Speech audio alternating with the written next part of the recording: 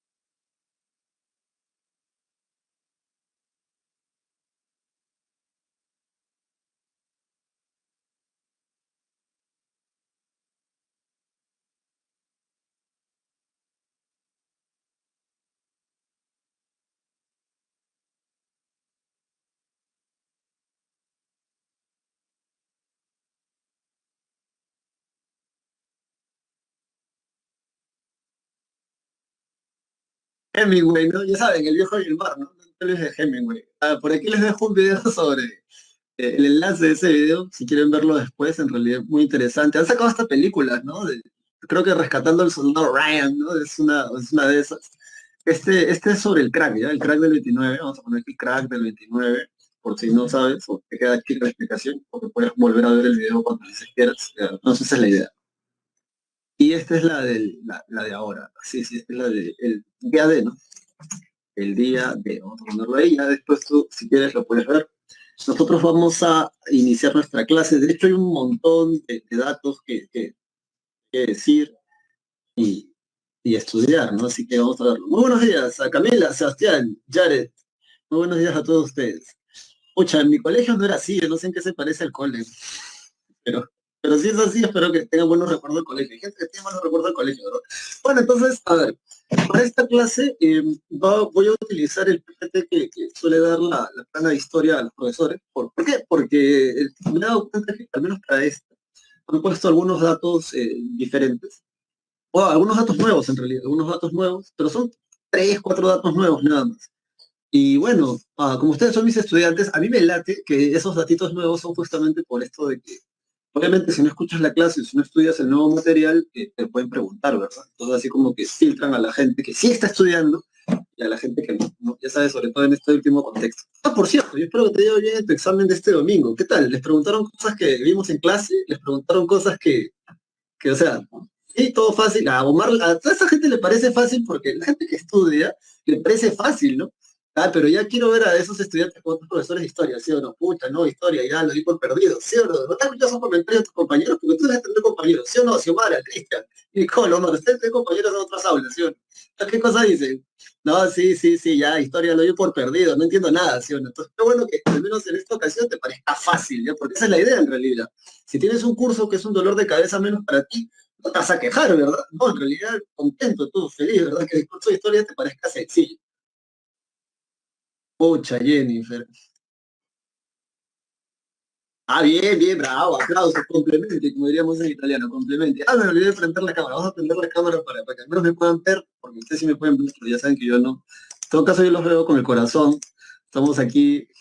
A ver, espérense, vamos a acomodar esto. Este por aquí. Ah, ese Jim va en moto, Jim. Yo no sé qué puesto de tiro. Bien, bien. Claro que todavía se puede. Lo, lo último que se pierde es la esperanza. Acuérdate de tus equipos favoritos de la Champions, Omar. Para esos equipos de la Champions League, el partido no acaba hasta que el árbitro pita. El árbitro no pita, y quizá gente yo no sé de dónde saca un tercer pulmón. De hecho, varón, sí, o señorita, si no te gusta el fútbol, porque bueno, has visto el nuestro, mírate una Champions League. Son como mundiales, ¿ah? Además porque son los mejores jugadores de todo el mundo que están ahí reunidos en Europa. Y de verdad que los últimos 15 minutos de esos partidos casi siempre son los mejores, porque esa gente sabe que el partido no termina hasta que el árbitro pita. Y hasta que el árbitro no pite, esa gente no deja de jugar. Parece que más bien le echan más ganas al final. Y justamente puedes ver cosas locas, ¿no? Gente que está 3-0, empatan. Gente que está 2-0, 3-2 termina el partido. Y es una cosa de locura. Así que esa es la misma actitud que tú debes de tener aquí. La prueba no termina hasta que no se acabe el cuarto examen. Y hasta ese momento no des nada por perdido, no des nada por hecho, no des nada por sentado. En el ajedrez suelen decir, nunca subestimes a tu enemigo. Y es cierto, ¿no? Por mucho que tú estés en un puesto o en otro, tienes que estudiar como si quisieras alcanzar la gloria, o sea, el primer lugar. Esa es la idea, porque mientras más alto apuntes, más lejos vas a llegar. Bueno, vamos a iniciar entonces esto. Y a ver, ustedes abran su material, por favor, su separata, que es esta, por eso te estoy mostrando la imagen. Pero yo lo que voy a usar es esto. ¿Ya? En todo caso, nosotros vamos a seguir en orden. Y bueno, vamos a comenzar de una vez, porque si no, ya sabes, se nos acaba el tiempo y todo lo demás. Entonces, a ver, desde la Revolución Rusa hasta la Guerra de Corea.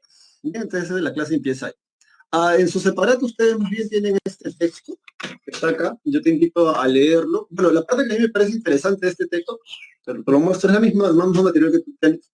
Dice, ¿no? La Asamblea Constituyente empieza una guerra civil y los bolcheviques cuentan con la ventaja. Los blancos, ya, aquí, como yo sé que este video se está grabando, tú lo vuelves a escuchar, así que no tengo la necesidad de repetir las cosas dos veces, aunque es la costumbre en realidad. Los blancos son un ejército formado por las monarquías imperiales de Europa para poder ayudar a la monarquía rusa que estaba capturada, ¿bien? Y entonces los mencheviques, eso es lo que va a decir acá, ¿no? Los blancos son pocos y mal organizados. Y en la tercera, cuarta línea dice, social revolucionarios o mencheviques que contaban con mayor base social. O sea, los mencheviques eran mayoritarios, según este texto, pero dice aquí, no se atrevían a criticar a los bolcheviques, que eran los radicales, para no ser confundidos con los blancos. Y finalmente los bolcheviques terminan siendo la mayoría y terminan ocupando el país. Así que bueno, esa es una aclaración que vale la pena hacer. Bien, a los blancos, acuérdate, son el ejército que apoyan o formado por las monarquías que quieren restaurar la monarquía rusa, ¿no? Con el zar, ¿no? La dinastía Romanov. Ya lo vamos a ver. Bueno, entonces, en tu separata primero tienes la imagen del mapa, ¿no? Aquí está, la imagen del mapa, de la República Socialista Federal Rusa, ¿no? Y de ahí hay una infografía que vale la pena que tú revises. Dice, están los años de cómo se va a ir conformando la Unión de Repúblicas Socialistas Soviéticas, desde 1922 en adelante. Bueno, entonces, ¿cuáles son los antecedentes para la Revolución Rusa? ¿Qué fue, cómo se dio? Bueno, primero, debes de entender que a finales del siglo XIX, a 1800, finales de 1800, hay nuevas ideologías y sobre todo el socialismo y el anarquismo han calado muy fuerte en las clases trabajadoras, en los obreros, en los campesinos, pero más en los obreros que viven en las ciudades. Esta gente ya está comenzando a reclamar ahora más derechos laborales y está pidiendo una mejora en la condición de vida. Eh, es de la ideología anarquista o socialista. Dicho esto, uh, la guerra ruso-japonesa, la que figura acá en su separata, la de 1904, esta guerra ruso-japonesa es interesante desde el punto de vista eh, de la propaganda y de lo que va a significar para cada uno de esos países. Profesor, no entiendo de lo que está hablando. Mira, para que me entiendas al toque, es como lo que ocurre después de la guerra contra Chile. Porque para los chilenos, y desde el nacionalismo chileno, y así lo estudian ellos se sienten muy orgullosos de haber derrotado a dos países que primero territorialmente eran más grandes, eran más antiguos, tenían más plata. Se supone que eran los más prestigiosos, acuérdate, el reinato del Perú desde la llegada de los españoles. Entonces ellos construyen su identidad nacional, o buena parte de su identidad nacional en todo caso, a partir de ese suceso. Eh, y entonces, ¿qué tiene que ver esto con la guerra ruso-japonesa? Cuando los japoneses, que son este imperio, que son un conjunto de islas, ¿no? Un conjunto de islas, Japón, el imperio del sol naciente, derrotan al imperio ruso, eso es como que una inyección de adrenalina, porque va a ser la primera vez en la historia, entre Asia y Europa, que un imperio o que una monarquía asiática va a derrotar a una vieja, a una rancia y antigua monarquía europea. Entonces, ¿cómo es eso posible? Es la misma idea, por eso te digo que cuando se la guerra del Pacífico, ¿no? ¿Cómo es eso posible? Entonces, eso para los japoneses obviamente los llena de mucho orgullo. Además, acuérdate, una vez le pregunté a un pastor, sí, un pastor evangélico le pregunté, o sea, ¿cómo él podría describir a su propia nación, ¿no? A los japoneses? Porque yo tenía entendido que los japoneses son la cultura del honor. Todo lo que ellos hacen es por el honor, o para, sí, por el honor, ¿no? Eh, a eso nos falta, creo que a nosotros, ¿no? Aquí no hay gente honorable ya, ¿no? Creo que hay una historia, una anécdota de uno de los últimos presidentes o expresidentes del Perú que se murió por defender su honor. Sí, se dijo, te reto, ¿no? Y tú, chale, metió una cachetada a uno, entonces cayeron a balazos, se pasó y por ahí se murió. Te voy a dejar el dato más adelante, quién es ese presidente. Solo lo escuché en esa universidad. Pero el pastor me dijo, es como la cultura de la vergüenza. Me dice. Yo no, ¿cómo la cultura de la vergüenza? Sí, me dice, porque todo lo que hacen es para evitar la vergüenza que tiene que ver con el honor, pues, ¿no? Claro, lo contrario del honor es que te sientas orgulloso, te sientas digno. Y la victoria de Japón sobre el imperio ruso, y esta es la monarquía que estaba reinando, la dinastía Rómano, obviamente va a ser algo locazo, ¿no? Porque como este imperio asiático, y acuérdense que durante todo el siglo XIX las monarquías europeas como Inglaterra y Francia tenían colonias y habían metido ahí todo su religión, su civilización, su economía a estos lugares, como así finalmente este imperio termina derrotando al imperio ruso, que además es un país bicontinental, porque acuérdate que el imperio ruso va desde Europa Oriental hasta Asia, ¿no? En el estrecho de Bering. Entonces, para los japoneses, un golazo, a nivel, digamos, nacionalista. Para los rusos, no, porque para los rusos va a ser una vergüenza. ¿Cómo es esto posible? Van a decir, ¿verdad? La misma vaina que nosotros nos preguntamos luego de la Guerra del Pacífico, se la van a preguntar ellos, ¿no? Entonces, ¿cómo es esto posible? Entonces, ya por ahí hay críticas. Y ocurre lo que se conoce como la rebelión liberal de 1905. La gente va a salir a las calles a protestar. Van a salir a protestar. Y, a ver, para decirte esto, esa rebelión liberal de 1905 va a producir, o bueno, va a tener los siguientes sucesos. El primer suceso es la sublevación del acorazado Potenkin, que va a ser en junio de 1905. Son un grupo de marinos de la Armada del Imperio Ruso que se van a sublevar. Hay hasta una película de eso. Y también ese mismo año, en 1905, lo que llamamos la Revolución Liberal de 1905, ocurre lo que se conoce como el Domingo Sangriento de 1905. El líder es el padre Gapón y van a haber más de 800 heridos entre mujeres y más de 200 muertos, o sea, más de 200 muertos en esa protesta. Una cosa muy loca. El tío de este loco, el tío del zar, Nicolás II, no se le ocurrió mejor idea que para dispersar a la población que estaban protestando, caerles a tiros. ¿Ya? Entonces por eso se le va a conocer como el Domingo Sangriento. Todo esto lo que va a traer va a ser lo que va a hacer que el imperio ruso, que, ojo, la monarquía Romanov, la dinastía Romanov, tenía un gobierno de carácter totalitario y absolutista. O sea, el monarca, el rey, el emperador, en este caso Nicolás II, era el que daba la orden. Ahora, todos los países de Europa ya tenían ya parlamentos, congresos, y ya le habían dado una cuota de poder al pueblo, excepto los rusos, ¿no? Ellos vivían como que en el siglo pasado. De hecho, hasta su calendario era diferente. Aunque tú no lo creas, por ejemplo, en las guerras napoleónicas, el zar Alejandro II, creo que era, él llega tarde a una de las batallas porque cuando le dan la fecha, como estos locos del Imperio Ruso tenían un calendario diferente al que tenía el resto de las monarquías europeas, llegan como que una semana con retraso. Y parece una tontería, pero seguían con ese calendario, entonces, eso es lo que... Bueno, dicho esto, entonces, ¿qué es lo que consiguen con esa rebelión liberal de 1905? Lo que tú puedes anotar acá es lo que está aquí, pero bueno, ya está aquí puesto, pero en realidad eso es una consecuencia de la rebelión de 1905, que se va a crear la Duma. Eso lo puedes anotar ahí. Se va a crear la Duma. Profesor, ¿qué es la Duma? Bueno, en el examen general de San Marcos preguntaron eso como un dato, así como antes de que tú nacieras, y la respuesta es que la Duma es el Congreso o el Parlamento durante el Imperio ruso, luego de la Rebelión Liberal de 1905. Así que eso es todo lo que te voy a comentar. Luego de esto, ah, ¿qué más tenemos? ¿Qué más tenemos luego de esto? Esos son por los antecedentes. Otro antecedente muy importante va a venir a ser este, ¿no? Y causa al mismo tiempo. Ah, la derrota en la Primera Guerra Mundial. O sea, estos locos se fueron a la Primera Guerra Mundial con caballos, ¿no? El Segundo Reich tenía, tenía tanques, tenían aviones que te tiraban bombas, gas mostaza, metralletas automáticas, las de ese tiempo, ¿no? Las de ese tiempo, las metralletas automáticas, tú les tenías que dar cuerda, ¿no? Entonces era como un cilindro, ¿no? Entonces, eso, ¿no? ¿Y con qué va a pelear el Imperio Ruso? Con caballos. Y además, escucha este dato que no te lo dije antes. En la Primera Guerra Mundial, el Imperio Ruso es el que tiene más soldados.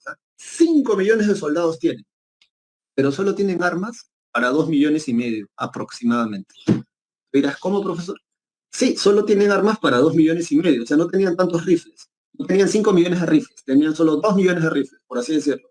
Y entonces tú dirás, profe, ¿y entonces cómo van a pelear? Bueno, la forma de pelear del Imperio Ruso en la Primera Guerra Mundial es la siguiente. Si estas son columnas, ¿no? Estas son columnas, ¿no? Estás en la trinchera, ¿verdad? Entonces imagínate que esta columna está compuesta por seis rusos, ¿verdad? Entonces solamente le dan rifles a los primeros. Cuando el oficial, que es de la élite de la monarquía rusa, pita, todos tienen que salir de la trinchera. Entonces, tú tienes, si tú eres un soldado ruso, esperar a que maten a tu compañero de adelante para coger su rifle, cargar las balas y seguir disparando. Una vez en una clase un estudiante me dijo, profe, yo no salgo de la trinchera. Yo tampoco saldría, pero ya habían dado la orden que aquel que no salga después del pitar iba a ser asesinado ahí mismo. Ese es el cariño y el amor que le mostraba el imperio ruso a sus súbditos. Sí, sí, sí. Y después no saben por qué los mataron, ¿no? Realmente la gente la pasaba bastante mal. El imperio ruso, hasta donde tengo entendido, tenía dos ciudades industrializadas. Si tú miras el mapa que está tú separate, el imperio ruso es una monstruosidad. Era más grande de lo que va a ser después de la... Era bastante grande. Después de lo que va a ser la Primera Guerra Mundial, porque después se va a desintegrar. Ah, algo te iba a decir con eso. Fue la idea. Pero ya bueno, entonces, sí, es un imperio gigantesco, abarca dos continentes y solo dos ciudades son industrializadas. El resto del lugar vivía en una condición semifeudal, si no feudal. Hay terratenientes, los llamados mujik. Bueno, los mujik son los campesinos, si no me equivoco, y los boyardos vendrían a ser los terratenientes, y hay hay un reclamo por eso, ¿no? Porque ya sabes en qué consiste el feudalismo, ¿verdad? Eres una persona que lo único que sabe hacer para poder vivir es trabajar la tierra, pero no eres dueño de la tierra que trabajas. Entonces tienes que vivir sometido al que sí es dueño de la tierra. ¿Ve? Dicho esto, causas ahora sí para la Revolución Rusa de 1917. La primera es el gobierno despótico del zar. Ya te he dicho cómo gobernaban y cómo los mandaban a pelear y a morir en esa guerra. La segunda va a ser la crisis económica que se va a agudizar por la Primera Guerra Mundial. Pierden todas las guerras, acuérdate, la batalla de Tannenbach, la batalla de los lagos Masurianos y la extrema pobreza de la población campesina y de la clase obrera. Recuerda que en estos años sí el término está bien usado. Cuando hablan de obreros se refieren a la gente que trabaja en fábricas, ¿ah? Porque ideológicamente desde la izquierda así se define, ¿no? Un obrero, ya sabes, el proletario el que toma conciencia de clase. Lo que sí hay es un montón de campesinos. Y bueno, la influencia del socialismo justamente que va a comenzar a criticar este tipo de situación. Luego de esto, ¿qué más podemos decir? Bueno, la revolución menchevique, entonces, la revolución menchevique. ¿Cuándo se va a dar? ¿Cómo se va a dar? Acá dice febrero, y bueno, ya el próximo año estamos bastante cerca, ¿verdad? Que acabe este año y ya prácticamente estamos en Navidad, ¿no? Ya tienes tu mascarilla con motivos navideños, ¿no? Yo quiero una con bastoncitos de dulces o galletitas, a mí me encanta el dulce. 14 de febrero. Varón, señorita, ¿qué estabas haciendo el 14 de febrero este año? ¿Qué estabas haciendo el 14 de febrero este año?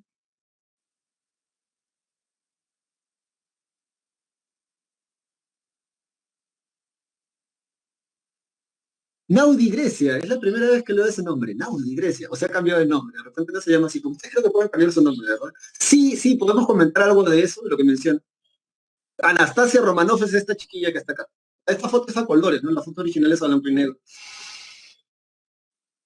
Harakiri. Harakiri es eso lo que muchos dicen que uno de nuestros expresidentes debió hacer luego de haber sido diputado o candidato como diputado para Japón, para ser diputado en Japón. Porque según las leyes japonesas tienes que nacer en Japón para ser diputado, para postular a eso. Y decían, bueno, si es japonés, entonces debería haberse sido Harakiri por el deshonor, ¿no? Hasta ahorita están esperando.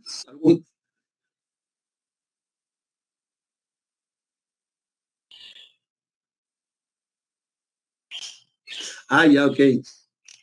Bueno, esa es la respuesta correcta, estimados estudiantes. ¿Ves tú que estás escuchando aquí o que de repente estás con los ojos medio dormidos, estás tomando tu desayuno aquí? Esa es la respuesta correcta. ¿Qué estás haciendo el 14 de febrero? Estudiando. Sí, claro que sí, claro que sí. Porque luego que ingreses a la Universidad de San Marcos, créeme que vas a tener tiempo para muchas cosas. De hecho, vas a tener tiempo para tantas cosas que no vas a saber qué hacer con el tiempo.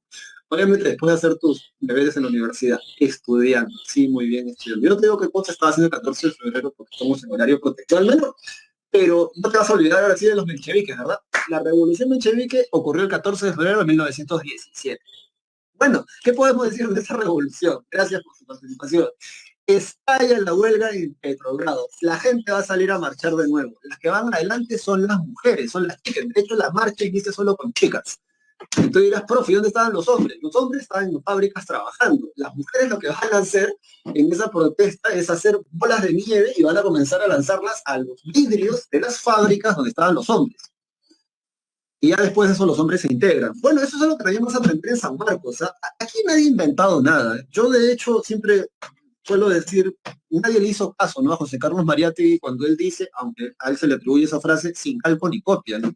Porque acá en nuestro país parece que tenemos una fascinación por lo que hacen los europeos o la gente que vive más allá de México, que no tenemos ideas originales. Caracho.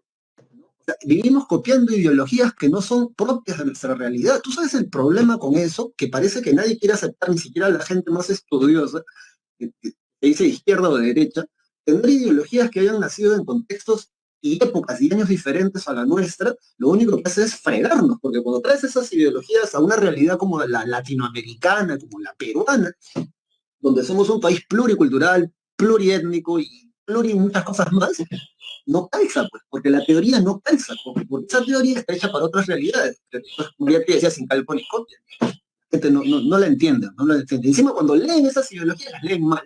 Porque además, tú no te has preguntado una cosa que si has estudiado un idioma extranjero la vas a saber al toque. Las traducciones. Cuando Marx, por ejemplo, escribe en alemán. Cuando Marx escribe el Manifiesto Comunista, que es como, por decirlo así, un resumen del Capital. El Capital son 2 tomos de 500 páginas más o menos cada uno. Ahora, como un obrero que trabaja más de 12 horas diarias no va a poder leer eso, entonces le dicen a Marx, loco, coño, hazte un resumen. Entonces hace un resumen. Y el manifiesto comunista es, creo que todo el mundo lee el manifiesto comunista, son 6, 8 páginas, ¿ya? Y cuando se traduce así, pues, de manera popular, pero cuando tú lees traducciones académicas, o sea, cuando tú lees realmente los conceptos que usa Marx en alemán para hablar de esto, te estás un poco sorprendido. Ahora imagínate cuando aquí la gente de izquierda lee eso, se le hablo de los partidos de extrema izquierda, Sandro Minutos, el MRTA, leen traducciones del ruso, del alemán, o leen traducciones del chino, del ruso, del alemán. Entonces, ¿te imaginas esa papurreta? Ya, bueno, entonces eso se llama epistemología, ¿no? Hermenéutica, ¿no? El estudio, ¿no? De los conceptos en función de otro rey. Entonces, bueno, hablando de esto, ¿por qué te decía todo esto? Porque cuando las chicas salen a protestar, ellas están adelante, adelante en la marcha. Y esto te lo digo porque cuando ingreses a San Marcos, una de las cosas que todo sanmarquino hace, al menos una vez en su vida, hay cosas que todo sanmarquino hace una vez en su vida, por ejemplo, ir en burro desde San Marcos, el burro le llaman al bus, ¿no? de los estudiantes de la universidad hasta Cancayo, que es la Facultad de San Fernando, para almorzar. Porque el almuerzo allá, la gente que estudia medicina, nutrición, es bastante consistente, según tengo entendido. Luego, otra de las cosas que hace todo San Marquino, San Marquina, es, ya sabes, pasar días previos a 28 de julio o días previos a 24 de diciembre, la noche, para tener el almuerzo navideño o el almuerzo, son cosas que hace. Otra de las cosas que hace todo San Marquino, por una cuestión, a veces, personal, una cuestión ética, y otras veces porque, coño, te dicen, oye, lo que vas a hacer mañana, nada, oye, acompáñame a la marcha. Entonces, otra cosa que hace San Martín es ir a una marcha. Y en toda marcha tú te vas a dar cuenta, sobre todo si eres cachimbo, cachimbo, cuando lo seas, es que los cachimbos van adelante. Y entonces tú dirás, ¿por qué, profe? Bueno, porque en teoría son los más débiles, ¿no? O sea, ¿cómo? Pues claro, pues, ¿cuántos años tienes tú? 16, 18 años. Tú eres jovencísimo, ¿no? Vas a ingresar ahí, todo ahí con tu mochila, no vas a estar ahí, no, sí, no, abajo, los gobiernos, opresores del pueblo. Entonces vas a estar ahí. Y eso es lo que pasó en el año 2007, si no me equivoco, cuando nos quisieron poner el bypass. Estaban los cachimbos, estaba una amiga mía que estaba allí adelantito, y ella me cuenta que ella estaba adelante y los portatropas se pusieron en la avenida Venezuela para no dejar avanzar, porque se supone que no tenían permiso. Sí, hay que sacar permiso para ir a protestar. Ah, bueno, el caso es que ella decía que los portatropas se chantaron, ¿no? O sea, esos son como Robocop, ¿no? Entonces, que hubo un momento donde ya pues los cachimbos decían, ya no empujen, ¿no? Porque estaban, ya te he dicho, yo te he enseñado, ¿verdad? Hasta que tú toques a una autoridad, a una fuerza del orden, es desacato. Entonces los estaban empujando de atrás. Y ella se dio cuenta clarito, cuando la gente más vieja, atrás, como así, ¿ha visto el Señor de los Anillos? Cuando está el ejército así y las flechas van desde atrás del ejército hacia adelante, igualito, piedras. Una piedra le cae un portatropa, en el casco, ¿no? Y eso es lo que estaban esperando, ¿no? Sacaron la macana y a los que estaban adelante. ¡Pum, pum, pum! Profe, ¿qué diablos tiene que ver eso con la revolución bolchevique de febrero, el 14 de febrero de 1917? Lo que pasa es que las mujeres iban adelante. Y hay que ser bien miserable para caerle a tiros a una mujer, a mujeres adelante, ¿verdad? Fueron hasta el Palacio de Invierno, donde vivía la dinastía Romanov, la monarquía. La orden dada por el zar Nicolás II fue la misma que dio el tío en 1905, con el Domingo Sangriento. Abran fuego. Los oficiales que estaban en el Palacio de Invierno le dicen eso a los soldados. Apunten, disparen, disparen. He dicho que disparen. Nadie disparaba. El oficial asadísimo hace que todos los soldados que estaban protegiendo el Palacio de Invierno ingresen al Palacio de Invierno. Y cuando ya estaban todos dentro, les va a decir por qué no han disparado. Y mira, acuérdate de esto. Solo basta que una persona haga lo correcto para que el resto lo imite. Por eso te decía en la clase de la semana pasada que necesitamos buenos ejemplos. En este caso, eh, un tipo llamado Peter Sergei, un soldado que estaba ahí, le va a decir al oficial, mi madre, mis hermanas y mi novia están allá y están pidiendo más pan, porque la protesta que se inicia en este año no fue para bajarse a la monarquía, la protesta se inicia porque se estaban muriendo de hambre. ¿Acaso quiere que le dispare? Y él dijo eso y todos los soldados comenzaron a repetir el chiste, así, ¿no? Y es que es verdad, pues las mujeres estaban adelante y entonces imagínate tú, varón, estás ahí, eres un soldado de la monarquía zarista y está tu tía, tu abuela, tu mamá, tu novia, tu hermana, o está la chica que te gusta, ¿no? Entonces, ¿le vas a disparar? El oficial al ver que los soldados estaban asadísimos, va a comenzar a retroceder, les dio la espalda y comenzó a correr. ¿Qué hicieron los soldados? Le cayeron a tiros y desde ese momento el zar perdió el ejército. Cuando eso ocurre, le pasan la voz al zar y le dicen, loco, el ejército ya no está contigo. Y es en el retorno de él, porque él estaba en uno de los frentes durante la Primera Guerra Mundial, está regresando en tren, él va a renunciar al trono por telegrama. Lo hacen renunciar y es así como se establece la República Rusa. Anótalo ahí, ¿ya? La República Rusa. Los que ganan las elecciones son los moderados, que vendrían a ser los mencheviques. Ya había una lectura separada sobre eso. El presidente de ellos vendría a ser Kerensky. Y bueno, se establece otra vez la Duma, porque primero la de 1905 fue eliminada al año siguiente. Entonces otra vez se establece la Duma, perfecto, la Duma, el Parlamento y los soviets. O sea, son los soviets, ya, eso tú tienes que anotarlo así, lo tienes que aprender. Los soviets son asambleas de obreros, militares y campesinos. Eso vendrían a ser los soviets, ¿ya? Asamblea de obreros, militares y campesinos. ¿Para qué? Para acordar lo que haya que acordar para ya sabes, pues acá Rusia del atraso. Espérenme un ratito porque me estoy muriendo de calor.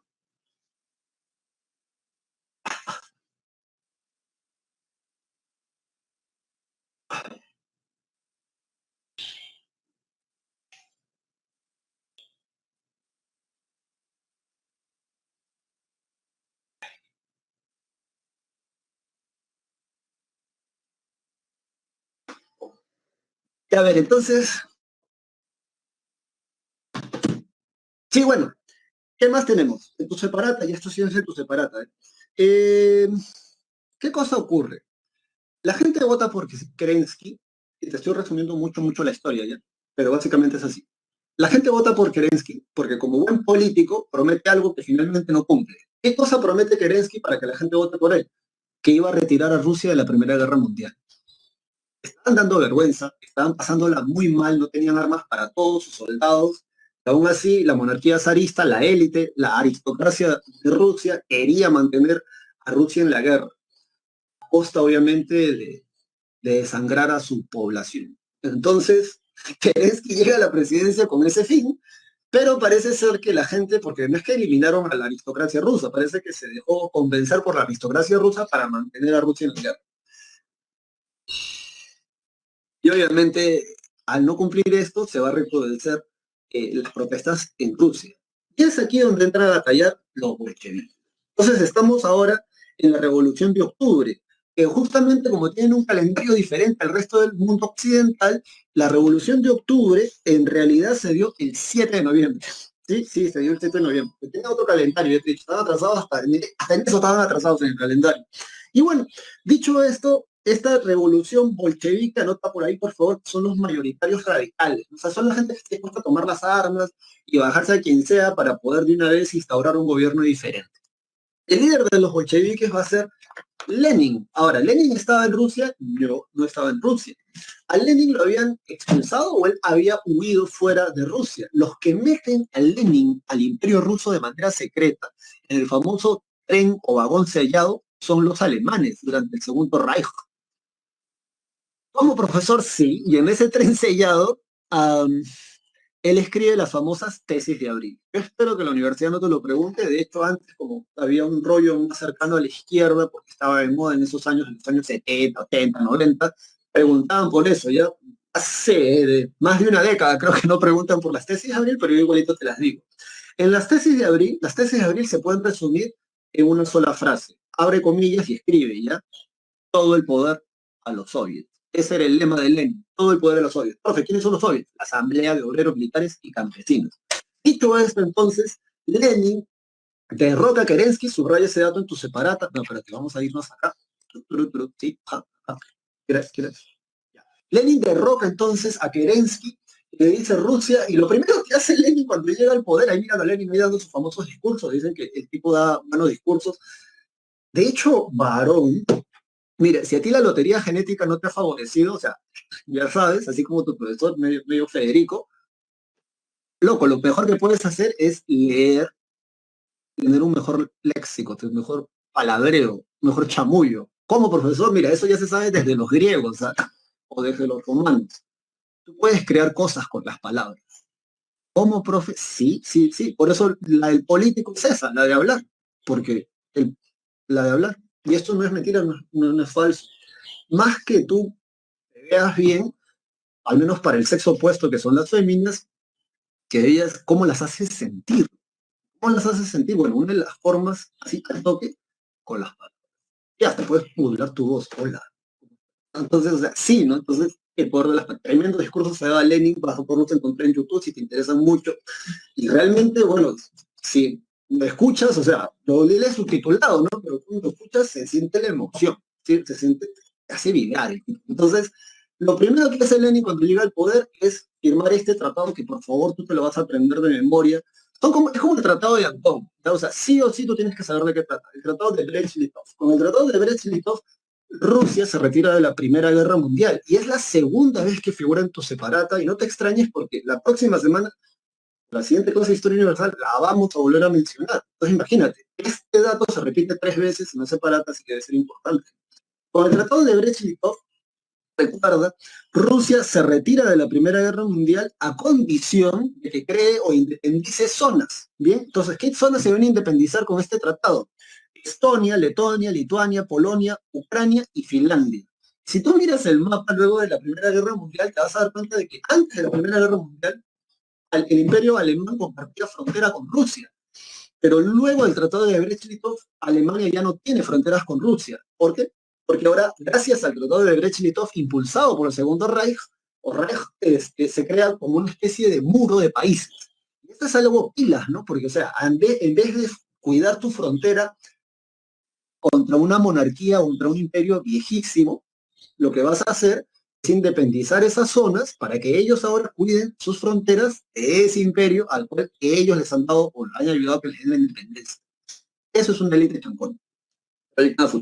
Bueno, ¿qué cosa ocurre? Estalla la guerra civil rusa de 1917 a 1921. Los bolcheviques versus los blancos, ¿no? Que es, como te decía, este ejército creado por las monarquías europeas, sobre todo apoyados por Inglaterra, porque tienes que entender que el zar Nicolás II era primo hermano de Jorge III, Jorge II, primo hermano.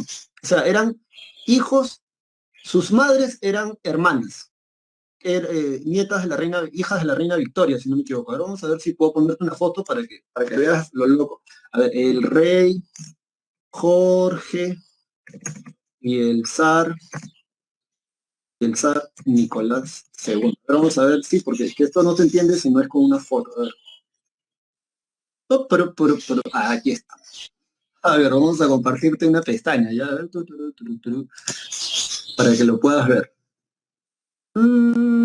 Acá está. Aquí se ve, creo, ¿no? Aquí está, el rey de Inglaterra y el rey del Imperio Ruso. No sé, tú, ¿no son igualitos? O a mí me parece que son igualitos, ¿ah? No, eran familia y se fueron igual a una guerra. En la Primera Guerra Mundial todos eran familia, creo que eso quedó claro, ¿verdad? Igualitos se fueron a una guerra, ¿no? Ah, por cierto, ¿y saben quién es su otro primo hermano? O sea, también de ellos, el Kaiser Guillermo II. Los tres eran primos hermanos y ahora sí se fueron a la guerra, ¿no? No, como no se pelearon entre ellos en vez de mandar a morir a tanta gente, ¿no? Pero ya, bueno, no sé, esa es la gente que gobierna. Dicho esto, entonces volvamos aquí a la clase. Um, entonces está esta guerra. Bueno, el resumen es que los bolcheviques van a ganar, pero antes de que ellos ganaran, antes de que esto ocurriera, ¿qué cosa va a suceder? Parece que el ejército blanco ya estaba llegando bastante cerca a donde estaba la familia Romanov eh, capturada, ¿bien? Y entonces los bolcheviques van a tomar la decisión que el 17 de julio de 1918, y creo que esta fecha es calendario actual, ¿ya? Porque si miras otras fechas, justamente porque acuérdate, ellos tienen un calendario diferente. El 17 de julio de 1918 los van a mandar a matar a todos. Si has visto los cuentos de Anastasia, de Disney World, ¿por qué surge ese mito? Bueno, porque nunca van a encontrar el cadáver de él y de ella. Nunca van a encontrar los cadáveres. Y profesor, ¿eso qué significa? Bueno, lo que significa es que, a ver, en términos, hay varias explicaciones. La más, digamos, la que todo el mundo quisiera creer es que los niños sobrevivieron y que, y que están por ahí ocultos, ¿no? X. Eso es lo que todo el mundo quiere creer. Lo más probable, y esto no lo digo yo, lo dice la gente que estudia este tema, es que en realidad los bolcheviques para no tener una mala opinión internacional pública, o sea, decir que han matado a niños, ocultan los cadáveres de los niños para que quede la idea, la fantasía de que en realidad ellos no los mataron. Porque sí, como dijo una de sus compañeras, los van a mandar a fusilar, de hecho les van a decir, así como tú los ves acá, más o menos así van a estar ordenados para una foto. Y detrás de una especie de mampara, que es como una especie de pared falsa, estaba el pelotón de fusilamiento. Entra un tipo, les dice, ustedes han sido condenados a muerte por tal y tal crimen, cuando el zar Nicolás II se para, porque tenía a su hijo Alejandro, que tenía hemofilia, esa está Rasputín, que lo curaba a veces. Él se para protestar, fuego, le caen a tiros a todos. Una anécdota de ese suceso trágico es que las hijas del zar estaban vivas. Y esto lo cuentan los soldados que formaron parte del pelotón de fusilamiento. Entonces, que estaban vivas después de haberle descargado tiros, hacía quemarropa a menos de 8 o 6 metros de distancia. Cuando los soldados bolcheviques se acercan, en las manchas de sangre, se dan cuenta de que había objetos que brillaban. Entonces, cuando se acercan bien, ¿qué cosa era? Eran diamantes, piedras preciosas que las hijas del zar habían cosido dentro de sus vestidos. Y ya sabes que diamante es el mineral más fuerte del mundo, le metes un balazo, rebota, lo cual duele. Parece que les habían servido como chalecos de antibalas. Les metieron un tiro en la cabeza a cada una y obviamente les despojaron de los vestidos porque son diamantes. Y luego de eso los cadáveres los tiraron a una mina abandonada y quemaron los cuerpos. Como te decía, los cuerpos que no se van a encontrar son de estos dos niños, pero parece ser que lo hacen para evitar la crítica internacional. Dicho esto, entonces, sigamos adelante, los mandan a matar. Y con eso acaba la dinastía Romanov, ¿no? Con eso te aseguran de que nadie más reclame el trono, o en términos políticos, ellos se van a asegurar de que nadie más reclame el trono de la monarquía zarista. ¿Qué más, qué más, qué más, qué más, qué más? Bueno, consecuencias en tu separata, subraya y te las aprendes, por favor. Se va a crear, acá, vamos a ver acá, se va a crear, se va a crear la Unión de Repúblicas Socialistas Soviéticas por sus siglas. Esto sí vale la pena que te lo escriba porque aunque parezca tonto, la prueba lo he preguntado, ¿ya? Presta atención. U, R, S, S. La pre ha preguntado 3 veces lo siguiente. ¿Qué significa eso? Y obviamente, como yo sé que tú estás estudiando, tú ya sabes, Unión de Repúblicas Socialistas Soviéticas, ¿ya? Así que no te vas a olvidar de eso. ¿Desde cuándo? Desde 1922 se va a crear. Y bueno, 2 años después, lamentablemente, para la historia de la Revolución Bolchevique, fallece Lenin. Todos los historiadores coinciden que esto no es rollo político, ya esto es historia. Tu opinión ya es diferente, pero todos los historiadores coinciden en que la mano derecha de Nikolai Lenin, Vladimir Ilich Ulyanov, que era su nombre original, era León Trotsky. Y entonces, como Michi, profesor, el que sucede a Lenin es Stalin. Eso es política. ¿Ya? Eso es política. Si te interesa ese tema, ya eso, no te lo van a preguntar en la pre, pero si a ti te interesa ese tema, lo puedes averiguar y te vas a sorprender mucho, porque luego el gobierno de Stalin va a mandar a matar a León Trotsky en México, güey. Ya lo van a mandar a matar. Y lo que no te va a decir la gente de izquierda, como en la actualidad, por ejemplo, a mí me da mucha vaina, francamente, personalmente. ¿Por qué? Porque la gente de izquierda en la actualidad no quiere decir que el gobierno que tienen nuestros hermanos venezolanos es un gobierno dictatorial. No lo quieren decir, y no lo quieren decir por una cuestión ideológica, ¿no? Que son elecciones limpias. Bueno, si son elecciones limpias y ese país está tan bien, ¿por qué entonces la gente está saliendo de ese país? No, que, ya.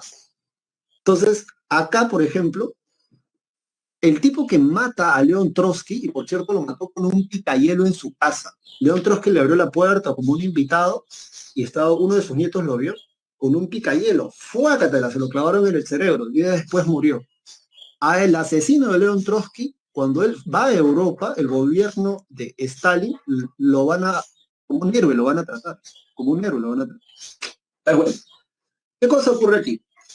Lenin crea los famosos NEP. Ya, escucha bien, que no te vayas a perder. Lenin crea los famosos NEP. New Economic Politics. Politics. Disculpen mi inglés. Nueva política económica. ¿En qué cosa consistía la nueva política económica? Como esta clase se graba, presta atención y lo vuelves a escuchar después. Dar 2 pasos hacia adelante, no, dar un paso hacia atrás para luego dar 2 pasos hacia adelante. Escríbelo así. Dar 2 pasos hacia atrás para luego un, dar un paso hacia atrás para luego dar 2 pasos hacia adelante. Profesor, ya me perdió, no lo entiendo. Ya, a ver, mira acá. Esto tiene que ver, y menos mal que creo que a ti te lo he explicado, con cómo entiende la ideología socialista o marxista el proceso histórico. A ver, la primera pelota representa la sociedad primitiva, acuérdate, el modo de producción primitivo. Son tierras de la comunidad, ¿verdad? O sea, no hay una propiedad privada de una persona. La tierra le pertenece a todo un pueblo. Eso es neolítico, según la ideología marxista, porque no sé si Marx lo plantea así. Luego, ¿qué viene? Luego viene la sociedad esclavista, se produce a través de la mano de obra esclava. Luego de eso viene la sociedad feudal. La gente, poca gente es dueña de la tierra, hay mucha gente que no es dueña de la tierra que trabaja. Bien. Y luego de eso se da esto, el capitalismo. Bien, con la burguesía, a inicios del siglo XI en adelante, acuérdate, surge una nueva clase social. Y después de la Revolución Francesa, ya para el siglo XIX, lo que va a decir es, bueno, toca otra fase del proceso histórico. Esa otra fase, y esto lo vamos a poner rojo, como la sangre de la revolución, viene el socialismo, que es cuando los proletarios toman el poder. Y luego de esto viene otra fase más, que vendría a ser el comunismo, cuando no hay propiedad privada y es un partido único liderado por proletarios, sin clases sociales. Estás ahí, ya estás loco en onda. Pero ¿qué pasa Y Lenin lo entendía bien, por eso te digo, tú no puedes tomar una ideología surgida de un contexto y aplicarla a rajatabla en el tuyo. ¿Por qué? Porque para el marxismo son fases, ¿verdad? Entonces tú no puedes llegar a la fase socialista sin antes haber pasado por la fase capitalista. ¿Por qué? Porque para ser socialista necesitas proletarios. Un proletario es un obrero que es explotado en esta fase, que es el capitalismo, porque en el capitalismo, primera, segunda revolución industrial, hay fábricas como cancha, y en esas fábricas se explota a la gente, trabaja más de 14, 12 horas diarias, ¿bien? ¿Qué rollo entendía Lenin? Que Rusia, el imperio ruso, era básicamente feudal, y que del feudalismo, o sea, de esta pelota, se habían pasado acá de frente al socialismo. Entonces Lenin decía, pero qué vamos a expropiar? Decía Lenin, si no tenemos fábricas, no tenemos muchas fábricas, no tenemos muchas industrias. Entonces Lenin lo que dice, no es nueva política económica, dar un paso hacia atrás, o sea, hay que retroceder al capitalismo. Y en efecto, Lenin lo que va a hacer es dar leyes para que haya una especie de promoción privada de la industria y del comercio, para que surja una burguesía. ¿Y qué cosa decía Lenin? Bueno, y una vez que surja la burguesía, pongan fábricas y empiecen a explotar todo el mundo, expropiamos las fábricas y damos dos pasos hacia adelante y nos vamos al comunismo de frente. ¿Ves? Te lo estoy resumiendo así muy chistosamente, pero básicamente eso es. Si te pones a leer la teoría dura y sesuda de la información, esto que te he resumido es lo que vas a encontrar al final. ¿Bien? Entonces, dar un paso hacia atrás, pero luego dar dos hacia adelante. Bueno, ¿y por qué no continúa esto? Y eso sí ha sido también pregunta en el examen general de San Marcos y aquí en la PRE. Porque el que lo sucede, que va a ser Joseph Stalin, Stalin creo que significa acero, ¿ya? En ruso. Stalin lo que va a hacer es, va a eliminar los NEP y va a crear los planes, escucha bien, ¿eh? Planes quinquenales. Planes quinquenales. Cada 5 años, la economía de la Unión Soviética se va a planificar. Entonces, ¿qué van a decir? A ver, de aquí a 5 años, ¿qué necesitamos? Bueno, necesitamos una tonelada de cobre, necesitamos 100 médicos, necesitamos 3 abogados, y no es chiste, planificada en la economía.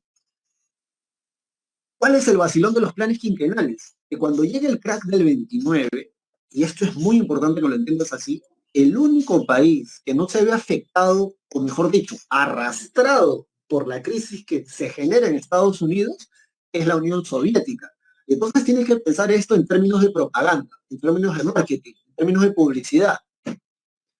¿Por qué si yo supuestamente, ponte en el caso de Perú, por qué si yo supuestamente sigo el modelo económico y el modelo político más chévere que existe en el mundo, que según esos años el capitalismo, el liberalismo, ya sabes, KFC, Kentucky, McDonald's, Coca-Cola, ¿no? ¿Por qué estoy jodido? ¿Y por qué estos locos? Entonces todo el mundo está jodido. Y entonces tu vecino, ¿no? Uno de nuestros vecinos, países hermanos, nos dirá, no, no, Perú, no, todo el mundo está jodido. Hay un país que no está jodido. ¿Qué país no está jodido? La Unión Soviética, loco. La Unión Soviética. ¿Qué cosa es eso? La Unión Soviética es lo que se ha creado después de la desintegración del Imperio Ruso. ¿Y por qué no están jodidos? Bueno, ellos tienen un sistema político y económico diferente. ¿Ah, sí? ¿Y cuál es ese? Dicen que son comunistas, socialistas, marxistas, leninistas, estalinistas. ¿Y por qué no están jodidos? Bueno, ellos planifican su economía. Pero ¿cómo van a planificar la economía? Adam Smith nos dice que el mercado, las transacciones deben darse libremente, ese fejo, ese paseo, Estado, ¿no? Que metas en economía. Y entonces empieza a entender esto. Hay una división ideológica, porque el capitalismo le va a decir, el liberalismo le va a decir al Estado, Estado, tú no te metas, deja que la economía fluya, ¿verdad? Libremente. En cambio, los socialistas van a decir, no, el producto de esos están jodidos, pues, ¿no? Por producir así, producir, saturar el mercado, pues no, nosotros planificamos más bien. Y eso es una de las diferencias, ¿bien? Quédate con esa idea. Luego de esto, entonces, ¿qué más tenemos? Ah, en tu separata figura la hoja y el martillo, ¿verdad? Profe, no entiendo. Sí, este símbolo que está acá. Por favor, no vayas a pensar que es un símbolo terrorista. Aunque valgan verdades, si en tu barrio hay mucha delincuencia, hazte un símbolo de estos.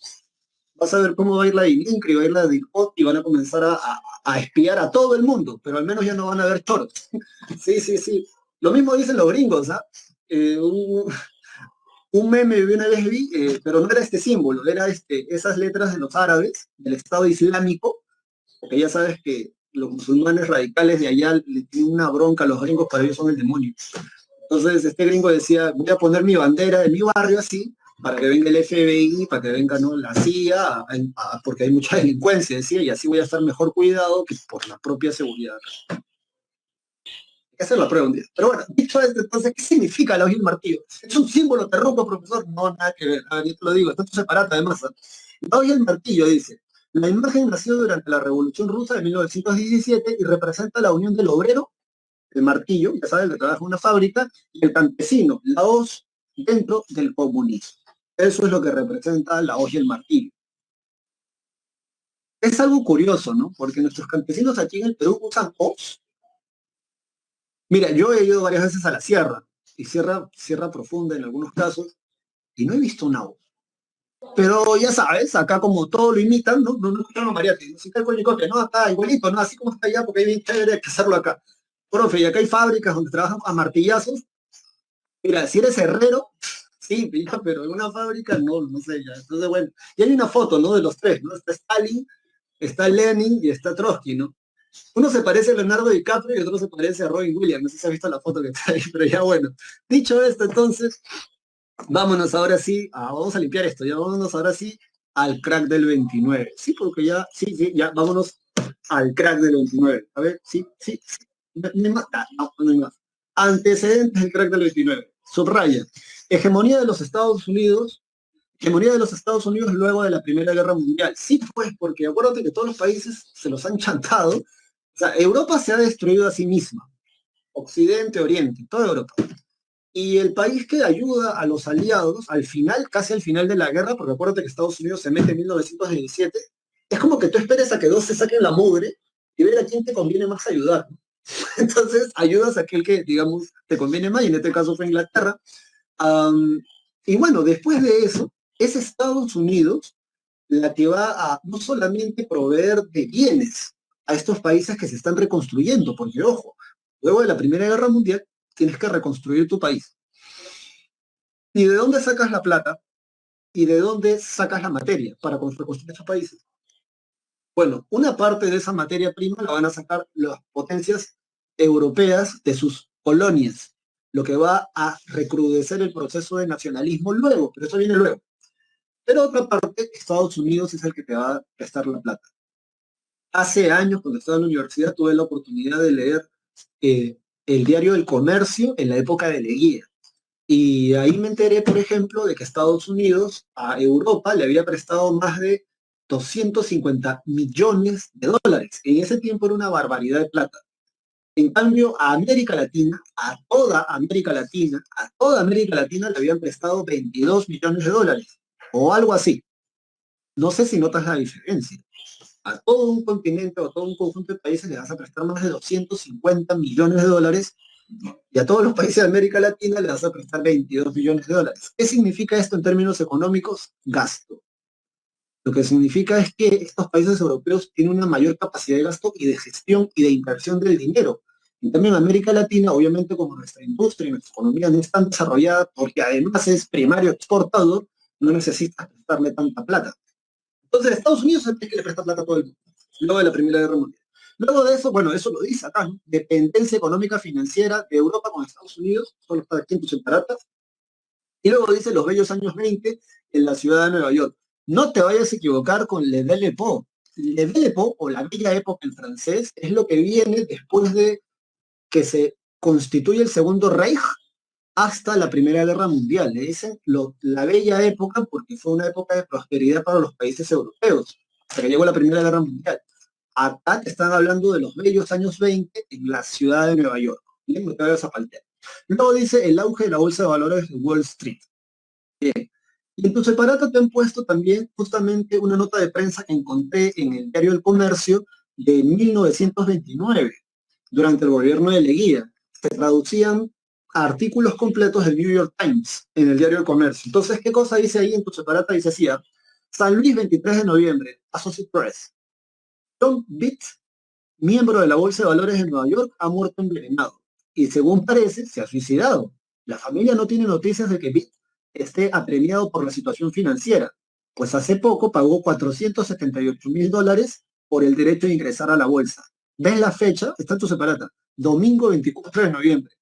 Bueno, eso pasa cuando tú, varón o señorita, no sabes en qué Michi trabaja tu viejo y mucho menos no sabes qué cosa está pasando en la política internacional. Acá la familia dice, bueno, yo no creo que BIT o BEX, como quieras leerlo, esté apremiado, ¿no? Porque esté angustiado por dinero, porque hace poco pagó 478.000 dólares para ingresar a la bolsa de valores. Pero es noviembre, ya había ocurrido el crack del 29. En el crack del 29, y es por eso que es tan sonado este tema, de la noche a la mañana, gente que era rica o millonaria se vuelve pobre. Y ahora vamos a explicar por qué.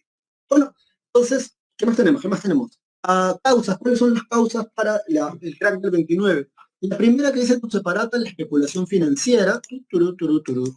La especulación financiera. La otra es la sobreproducción industrial y la otra es la crisis del modelo liberal. Ya.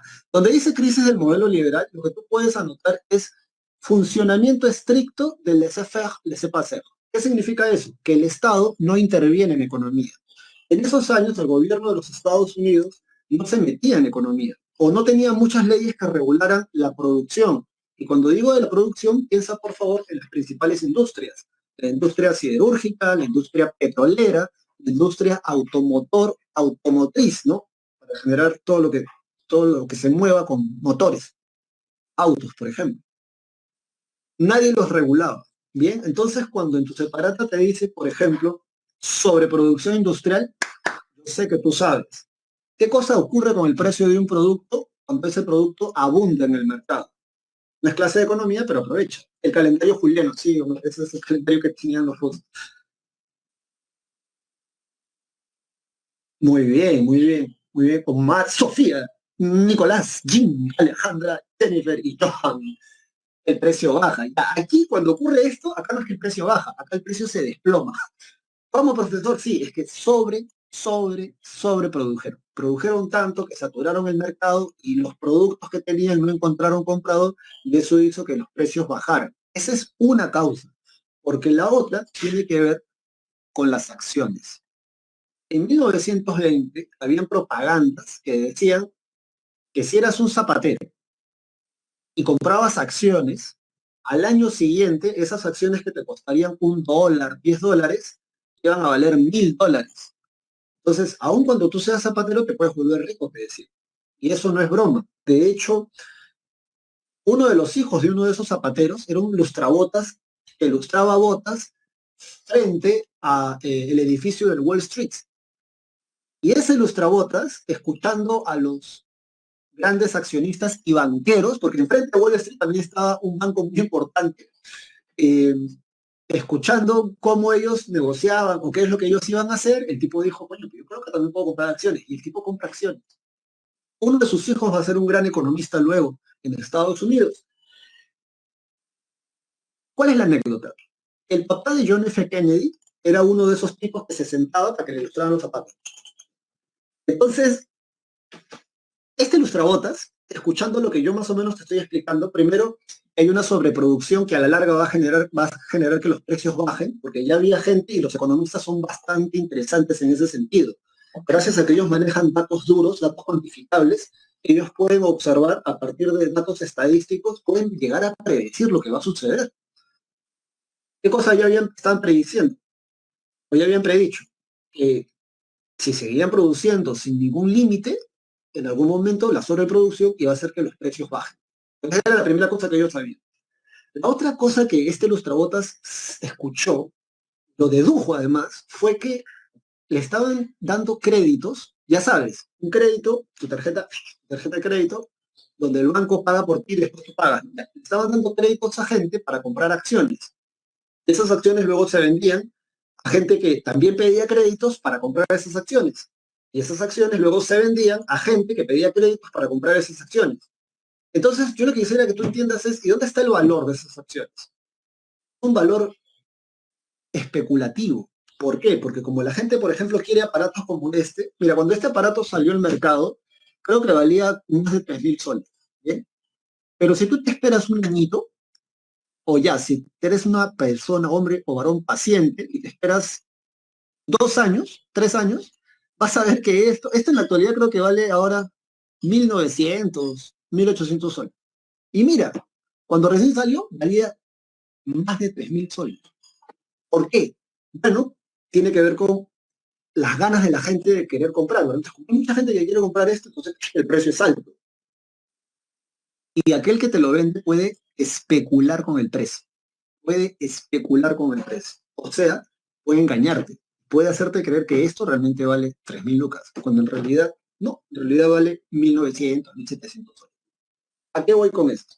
Esas acciones tenían un precio sobrevalorado. Y yo no sé si tú sabes qué cosas son las acciones. Bueno, deberías de saber qué son las acciones, ¿no? Esto no es yo no sé si tú sabes. Tú tienes, yo sé que tú sabes qué son las acciones. Entonces, a ver, tienes, por ejemplo, una empresa. ¿Bien? Esas empresas tú las metes a la bolsa de valores de Wall Street, en este caso, Quadrant. Esta empresa te dicen, supongamos, es Facebook, ¿verdad? En el 2007 Facebook se mete a la bolsa de valores Nasdaq. Vamos a suponer que es Wall Street. Entonces, esta empresa, con toda la maquinaria, todo el software y todos los trabajadores, incluido el seguro de los trabajadores, valen, supongamos, $1.000.000. Pero como en el 2007 todo el mundo sabía que esta vaina de la red social te conecta y puedes compartir información y todo, no, yo quiero un trozo de eso. Entonces le dicen a Mark Zuckerberg, loco, mete tu empresa a la bolsa de valores. Cuando metes tu empresa a la bolsa de valores, para resumirte esto, que solo es por el ejemplo, supongamos, ese $1.000.000 lo van a dividir en 1.000.000 de certificados. 1.000.000 de certificados. Cada certificado va a salir al mercado con el precio de $1. Se supone que Mark Zuckerberg debería de tener 50% de las acciones más una acción para que sea el accionista mayoritario, o sea, para que esta empresa siga siendo de él. Pero el resto de las acciones él las puede vender para compartir el valor de su empresa. Como todo el mundo quiere acciones de Facebook, porque estaba de moda en ese tiempo, pueden especular con el precio. Entonces te dicen que las acciones van a salir al mercado valiendo ya no $1, sino 28 dólares. Y entonces, como hay gente que quiere, ya la acción no vale $28, ahora va a valer $32. No sé si tú entiendes esto, pero el valor de la empresa, gracias a que se va a vender en la bolsa de valores de Wall Street, y que mucha gente quiere, van a comenzar a hacer que el valor de esas acciones suba. Pero realmente, y aquí viene la pregunta que yo necesito que tú entiendas, ¿vale Facebook más de $1.000.000? Realmente no. Pero como hay mucha gente que quiere eso, han hecho que el precio de esas acciones suba. Esta idea que te he explicado, multiplícala por todas las empresas que habían en Estados Unidos antes del crack del 29. Habían empresas que realmente valían $1.500, todo, ¿ah? El edificio, las maquinarias, eran bastante plata en ese tiempo, $1.500, pero en la bolsa de valores, esas empresas figuraban que valían $100.000, $150.000. Pero ¿realmente valían $150.000? No. Entonces, si le sumas a esta idea que los bancos, y por eso dice especulación financiera, le dan créditos a una persona para comprar acciones, esta persona vende sus acciones a otra persona que pide un crédito para comprar esas acciones, se genera una burbuja financiera. Burbuja que va a estallar en 1929. Este lustrabota que te decía, le dice al papá de John F. Kennedy lo que yo te estoy diciendo. Oiga, señor Kennedy, le están dando dinero a gente que no puede pagar y están sobrevalorando el precio de las acciones y las están vendiendo. ¿Y sabes lo que el comentario que dijo el papá de John F. Kennedy? Dijo, si un lustrabota sabe más que yo de acciones, yo creo que es hora que me retire de las finanzas. Y de hecho, a los días siguientes el señor se retira. Mira, personalmente yo lo interpreto así, porque, digamos, los hechos están dados, pero ya la interpretación depende de cómo quieras tú entender el tema. Martes negro, jueves negro. A ver, esto está acá. Vamos acá. Dice el jueves 24 de octubre, ya 2 días antes había sido el martes negro. Ese martes hay un conjunto de acciones que no, que se venden al mercado. ¿Qué cosa sucedía? Se supone que estaba en auge, ¿verdad? O sea, se supone que había un crecimiento económico ininterrumpido, que nunca iba a parar ese crecimiento económico. Un pequeño grupo de accionistas en Wall Street vende todas sus acciones. Ponte lunes, ponte domingo. Y esas acciones ¡fua!, son devoradas por el mercado. Pero como tú eres pilas, como tú eres inteligente, eres mal pensado, vas a decir, pero si todo el mundo está en auge, ¿por qué estos locos, este pequeño grupo de gente, ha vendido todas sus acciones? Debe haber algo raro. te pones a rascar un poquito más y te das cuenta del desmadre que ya te acabé de explicar, que son acciones sobrevaloradas, que se ha sobreproducido. Entonces esta gente lo que hace, imitando a los primeros, es ¡fuágatela! Vender todas sus acciones. Pero ya para esto el chisme ya se había corrido. Y ya la gente estaba viendo que había más de 150.000 acciones que no tenían comprador. Lo que va a hacer Wall Street para evitar que el precio de las acciones se desplome es comprar esas acciones. Esto ya lo van a hacer los bancos. Y ya para esto ya todo el mundo se había enterado de lo que yo te estoy contando. Todo el mundo vende sus acciones. Y el jueves, esas acciones que van a ser lanzadas al mercado, o sea, yo ya no quiero esas acciones porque ya sé que no valen nada, quiero venderlas, nadie las va a comprar. Cuando eso ocurre, la bolsa de valores se desploma. Y de la noche a la mañana hay gente que se vuelve pobre. Las acciones en las calles de Wall Street estaban tiradas. Decían que ni el peso en papel valía esas acciones. Hay gente que se mete un tiro, o como has visto aquí en esta nota que está en tu separata, hay gente que se envenena. Los más poéticos se lanzan de los rascacielos. ¿Ah? Uy, es que imagínate, perder todo de la noche a la mañana. Y bueno, esa va a ser el gran crack del 29. ¿Por qué el crack se internacionaliza? Creo que eso ya te lo he explicado a vuelo de pájaro en la clase de la semana pasada. Y por cierto, yo sé que ustedes van a poder responder. ¿El presidente se ha afectado por el crack del 29 aquí en Perú? Dale, dale, los Malvinas dice, ya eso, la próxima semana vamos a hablar de eso. Leguía, muy bien, Omar, ¿no? Esa gente, sí, sí, están ahí, bien. Estás a un paso, no pierdas la fe en ti mismo. Leguía, muy bien. Shakira, ¿no? Así, o Jadira, ¿cómo se pronuncia? Jennifer y Sofía. Leguía, el gobierno de Leguía se ve afectado. Alejandra, sí, Leguía, muy bien. Entonces ahora, pero ¿por qué? Eso es lo interesante, porque mira, el dato cualquiera te lo puede dar. A mí lo que me interesa es que tú entiendas por qué la crisis nos afecta. ¿Por qué la crisis afecta al gobierno de Leguía? Esto te lo explico con un ejemplo concreto. Imagínate que a ti te sobre la plata. Te sobre tanta plata que después de darte la bomba y después de seguir haciendo plata en tu propio país, bueno, miras el mapa mundi un día en tu escritorio, ¿verdad? Y tú dices, pero yo creo que puedo llevar mi empresa a otras partes del mundo. Entonces le das la vuelta al globo terráqueo y pones ahí tu ego. Ah, y entonces ves ahí un país llamado Perú. Y entonces le preguntas a tu asesor financiero, ¿no? Loco, Perú, ¿se puede hacer algo en Perú? Entonces te dice, sí, es un país en vías de desarrollo y sí, pues puedes meter la empresa. Y si le rompes la mano a alguna autoridad, te dan los contratos así por 100 años, ¿no? Entonces, puedes invertir en ese país. Y entonces tú, como te sobra la plata, vas a llevar tu capital, tu dinero, tú vas a montar tu empresa en un país llamado Perú. Cuando tú montas tu empresa en un país llamado Perú, salvo que sea una empresa en clave, ¿no? Porque eso es otro rollo, ¿no?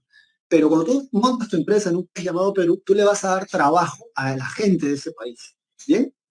Pongamos que por A o B motivos te roban tu plata, saltan la bóveda de tu jato. Entonces, obviamente tú lo que tienes que hacer es recuperar ese dinero que te lo han robado.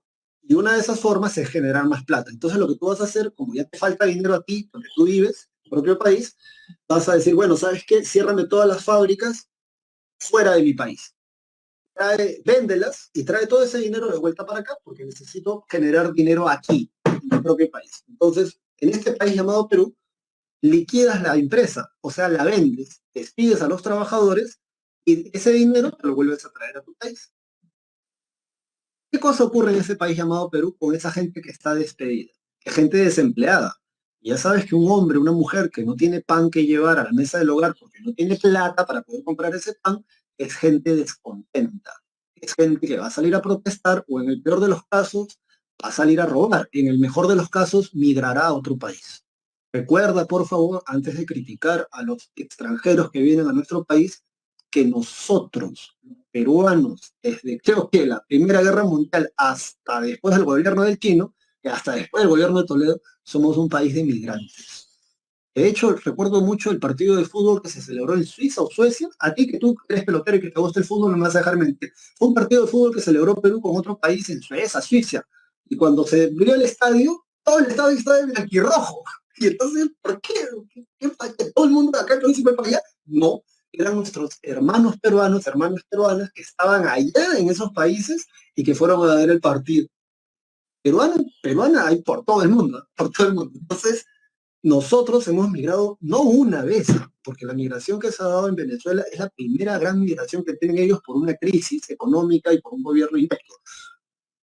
Pero nosotros hemos migrado más de 3 o 4 veces al mundo porque crisis económica en el siglo XX, eso es lo que vamos a estudiar ahora, ¿no? Y la primera de la que vino con la guía. Entonces es así como la crisis, el crack del 29, se internacionaliza, porque esta idea de que retiran los capitales, liquidan las empresas para traer el dinero de nuevo en este caso, Estados Unidos, eso va a hacer que la crisis se internacionalice. Porque así como le retiran el dinero a Leguía, no solamente retiran el capital, o sea, el dinero, sino que además le dicen, compadre, págame. Coño. Loco, ¿de dónde te voy a pagar si yo con los juntos tengo para poder vivir? No, págame, compadre, porque yo también estoy mal. Entonces, esta idea se va a repetir en todos los países a los que Estados Unidos les ha prestado plata. Y acá puedes ver tú justamente las inversiones de los Estados Unidos en el mundo. Cuando ocurre el crack, la rueda económica de los Estados Unidos se detiene. Profe, ¿cómo que rueda económica? Eso tú ya lo has estudiado. Claro que lo has estudiado. Yo sé que tú lo has estudiado. A ver, vamos a poner la rueda económica aquí. Este es el rostro del rostro de la crisis. ¿Ah? Esta mujer tiene 34 años. Yo tengo 35 años. ¿Ves cómo te envejece el estrés? ¿Cómo te mata la vida tener mala nutrición, tener que trabajar mucho o peor, no tener trabajo y tener bocas que alimentar? Tiene 34 años. Yo tengo 35. Rostro de la Gran Depresión. Y esta no es la foto de frente, ¿eh? Esta es la foto de perfil. Se volvió muy famosa esa foto luego. El rostro de la depresión la van a llamar. La rueda económica. Yo sé que tú sabes. La primera empieza con producción, ¿verdad? A ver, ayúdame. La primera empieza con producción, ¿sí o no? Después de producción, ¿qué viene? ¿Distribución o consumo? Dale, dale, producción. No, no, primero es inversión, ¿no? Tienes inversión, luego es producción. Muy bien, gracias, Omar. Circulación, luego de la circulación, ¿qué viene? Yo ya me acordé ya. Distribución, muy bien, Omar. Muy bien, Jim, distribución. Luego de la distribución, el, ¿qué viene después de la distribución? No, no, después de la distribución, ¿qué viene? Muy bien, Jennifer, muy bien, Camila, Sofía, Alejandra, es una gente que se pelea por contestar. Muy bien, consumo. Y luego del consumo viene la inversión, ¿verdad? Bien. ¿Cuál es el rollo en Estados Unidos? A ver, mira, no te lo pierdas ahí, que esto lo tienes que atender al toque. Los bancos y las fábricas han quebrado. Más de 33 millones de desempleados solo los 2 primeros años. Entre 1929 y 1930, más de 5.000 bancos cierran, se declaran en bancarrota y otras tantas empresas más. ¿Ah? Entonces hay más de 32 millones de desempleados solo en los primeros meses de la Gran Depresión. Entonces, ¿eso qué genera? Que primero las fábricas de industria cierran y los bancos también han quebrado, entonces los bancos también. Entonces, ¿qué tienes en la rueda de producción de los Estados Unidos? No tienen plata para poder invertir en las fábricas, que a su vez dan trabajo, que permitan la distribución, la circulación y luego el consumo. Estados Unidos va a ser, para hacer que su rueda de producción o rueda de capital gire de nuevo, es repatriar todos los capitales, o sea, sacar los capitales que tienen en los países, los diferentes países del mundo, y volver a inyectar dinero acá, en esta parte, ¿no? De la parte de inversión. Una vez que inyectan dinero ahí, obviamente van a poder de nuevo reabrir bancos, reabrir las empresas, y esto va a hacer que la rueda gire. El problema está que todos los países del mundo giran con esta rueda, bueno, excepto la Unión Soviética, porque ellos tienen otra economía política. ¿Y qué cosa hace Estados Unidos, que es lo que produce la internacionalización de la crisis? Esta pelota de acá, que es la pelota de inversión, en los otros países Estados Unidos le quita la inversión, pues. Al quitar la inversión, no tienes fábricas, cierran las fábricas, no hay distribución, no hay circulación, no hay consumo, crisis para todo el mundo. Dicho esto, entonces, dice, ¿cuáles son las consecuencias de esto? La Gran Depresión, que va a durar hasta el año 1933, porque ya después de ahí comienzan a tener un crecimiento económico permanente, quiebra de bancos y fábricas, devaluación monetaria, empleo generalizado, expansión de la crisis a nivel mundial, y uno de los países más afectados, coño, Alemania, que ya, por cierto, para esos años tenían a Hitler hablando del antisemitismo y del revanchismo contra los países que firmaron el Tratado de Versalles. ¿Quién es el presidente que va a salvar o al cual van a decir los propios gringos va a sacar de la crisis a Estados Unidos? Bueno, en tu separato figuran dos, ¿ya? El primero es Herbert Hoover, que es republicano. él no va a poder. De hecho, su mandato acaba en 1933 y él no puede, digamos, dar este salvataje que era necesario. Cuando Roosevelt entra, Roosevelt lo que va a hacer es la New Deal, nueva carta, nuevo contrato. Eso ha sido pregunta de examen de admisión en el general. ¿Ok? Pocas veces lo he preguntado, pero tú de todas maneras, escúchame aquí. Son dos New Deal, ¿bien? El primero va de 1933 a 1934. El segundo, del 35 al 36. Antes el general preguntaba estos tipos así, bien locos. Yo te los en el primer New Deal, lo primero que va a hacer el gobierno de Roosevelt, primero es hacer un congreso, que por cierto en el diario El Comercio se ven extractos de ese congreso. Roosevelt va a llamar a los grandes banqueros y empresarios de los Estados Unidos. En ese congreso va a estar, por ejemplo, Henry Ford, Rockefeller, y van a estar, yo me quedé loco cuando leí, o sea, van a llamar a los empresarios, sí, porque si el gobierno va a hacer un salvataje económico por una crisis, estos locos han producido la banca y la industria, entonces hay que dialogar con ellos. Entonces, lo primero que van a hacer es subsidio a la agricultura. Hasta el día de hoy, el gobierno de los Estados Unidos tiene bonos y tiene subsidio a la agricultura. Ya sabes, el Estado paga una parte del precio de un producto para que la persona pueda comprarlo más barato. Subsidio ayuda a la agricultura. Número dos, van a crear un sistema bancario central, porque antes no había un sistema bancario central. Van a abandonar el patrón oro y van a implantar el papel moneda. Van a comenzar a hacer grandes obras públicas para generar trabajo, porque si el Estado va a decir, vamos a construir una carretera de aquí hasta Ica, obviamente, ¿quién va a construir eso? ¿Una máquina? No, va a ser personas, ¿verdad? Entonces así se genera trabajo y ya no hay tanta gente desempleada. Luego van a encabezar la producción industrial. Y todo esto bajo las ideas de este señor. John Maynard Keynes. John Maynard Keynes, recuerda, tiene un libro, antes en la pre preguntaban mucho por los libros de los grandes economistas, por eso yo me sabía el nombre de este libro. Yo tenía 4 o 6 horas de economía, creo, en mis clases de la pre.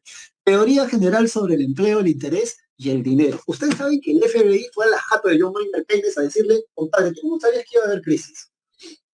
¿Saben por qué nadie le daba pelota a John Maynard Keynes? Porque John Maynard Keynes decía algo que yo espero que tú entiendas si has estudiado bien la clase de ideologías del siglo XIX. Recuerda que los liberales creen en el derecho de la propiedad privada. Lo que es mío, y el Estado debería de tener reglas que garanticen esos derechos. Y también en términos económicos, recuerda que los liberales dicen, hey, Estado, laissez pasar, ¿no? No le pongas trabas a la economía, deja hacer, deja pasar. Tu Estado no te metas en la economía. Recuerda que esta idea nace en el siglo XVIII, donde había el mercantilismo, donde existía el mercantilismo, mejor dicho. Acuérdate, acumulación de metales preciosos para la riqueza, y es la monarquía la única que puede comprarle y venderle cosas a sus colonias. Es un monopolio comercial, es un mercado cerrado. Y si, por ejemplo, querías hacer panes, tenías que estar agremiado, ¿verdad? Entonces, por eso los liberales en esos años dicen, hey, Estado, monarquía, no te metas en economía, deja hacer, deja pasar. Por eso en las causas están. Una de las causas de la crisis del crack del 29 es el funcionamiento estricto de dejar hacer, dejar pasar. El gobierno de los Estados Unidos no se metía en economía. John Maynard Keynes decía que el gobierno de los Estados Unidos no le ponía más, porque sí tenían controles, solo que no eran como los que van a ver luego de la crisis, más fuertes, más palpables. Que si el gobierno de los Estados Unidos no le ponía límites más severos o límites más fuertes a la banca y a la industria, iban a generar una crisis. Y en ese sentido, lo que John Maynard Keynes en su libro recomendaba era que el gobierno de los Estados Unidos interviniera, dirigiera o controlara a algunos de los sectores estratégicos de la economía nacional. ¿Por qué no le dieron pelota? No le dieron pelota, no le pasaron balón, porque lo comenzaron a decir, loco, tú eres comunista. Y entonces, ¿cómo es comunista? Claro, porque la Unión Soviética es ese país que controla su economía, ¿no? Estás bien de la cabeza, ¿tú sabes lo que estás diciendo? Si estamos en auge económico, hasta un zapatero se puede hacer rico. Pero loco, yo he estudiado, son mis gráficas, mira mis datos. Si no le ponen un control, están dándole crédito a gente que no puede pagar, están sobreproduciendo, no es de sentido común. Entonces nadie le dio pelota. Cuando está ahí el plan del 29, el FMI va a ir a y le van a decir, oye, loco, ¿cómo sabías que iba a estallar la crisis? Claro, obviamente para eso hay profesionales, ¿no? Una cosa es ser economista y otra cosa es, pues, no sé, pues, no ser un agente del orden. No entiendes, ¿no? A menos que te lo explique, es chino para ti, ¿no? Y bueno, tomando las ideas de John Maynard Keynes van a hacer estas cosas.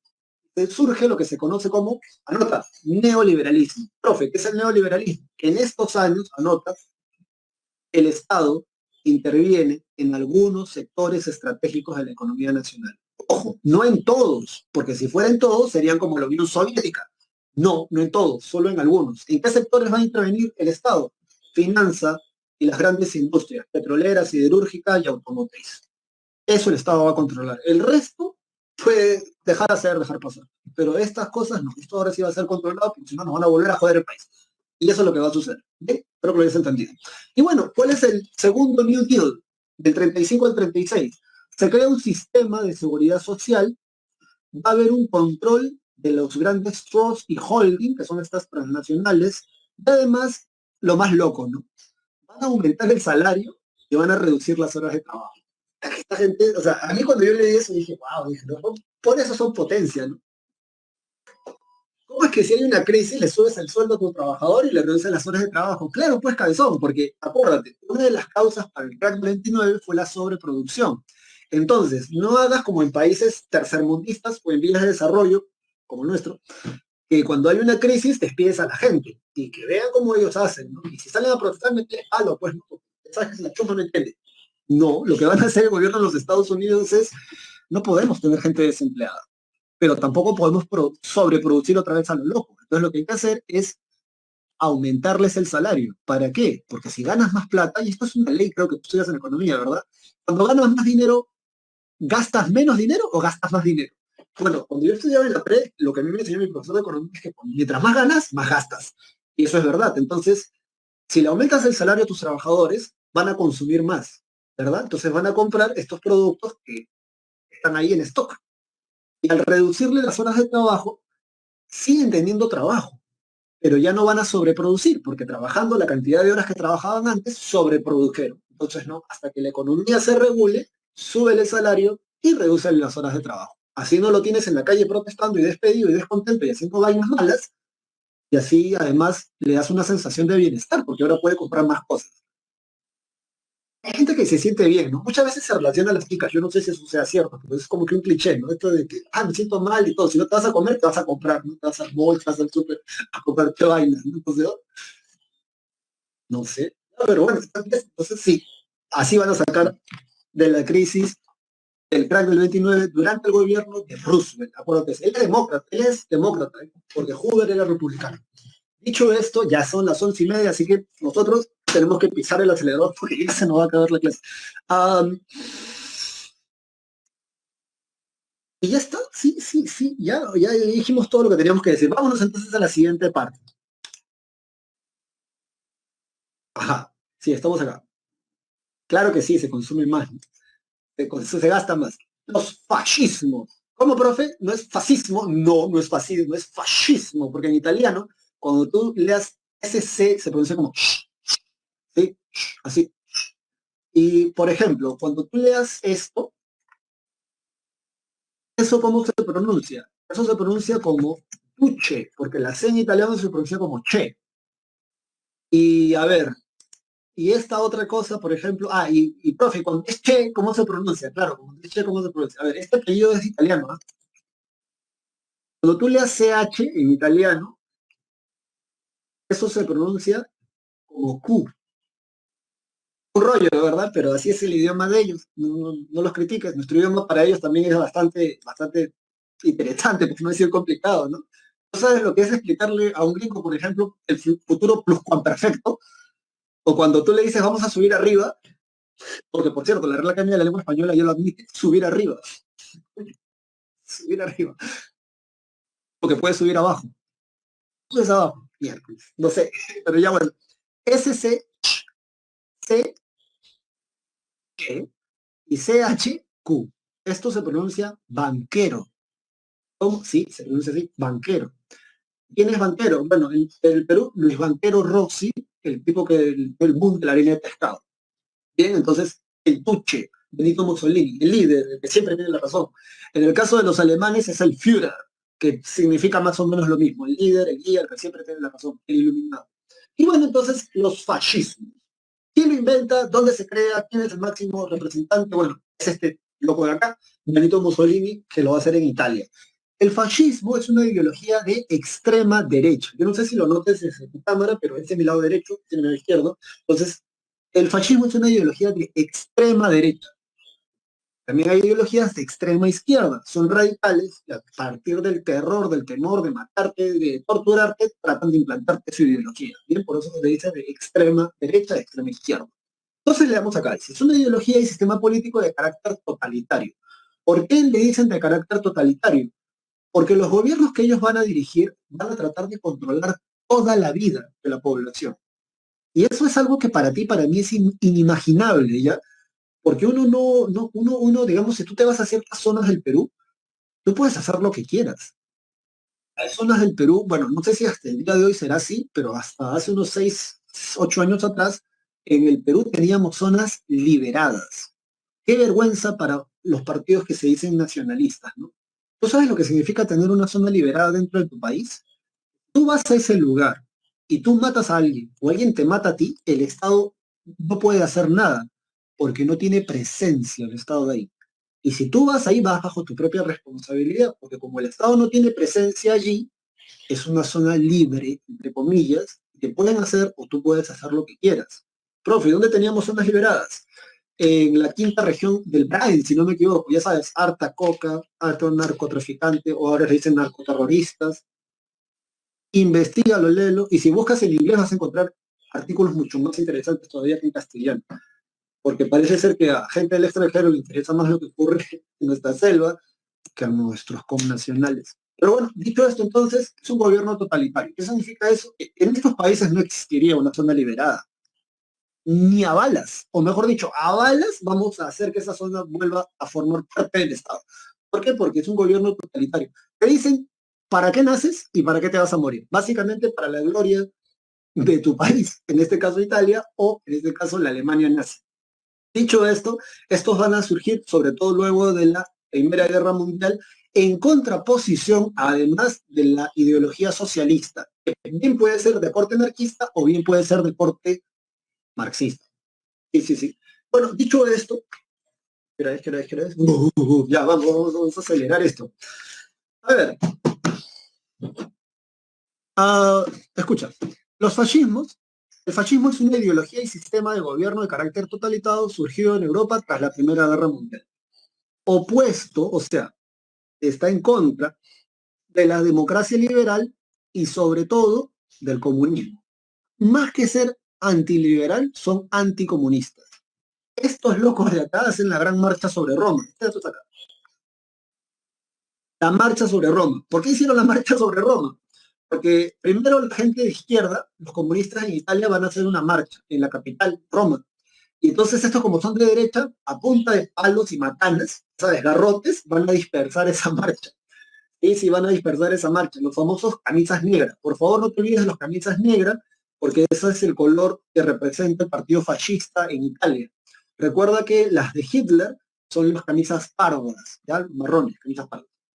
Dicho esto, entonces, son anticomunistas, otorgándole un poder absoluto al Estado amparado en un nacionalismo exacerbado. Mueren, viven y matan por el orgullo de su país. Se origina en Italia, pero su grado más extremo es el alemán. Eso no hay vuelta que darle, bajo el nombre de nazismo.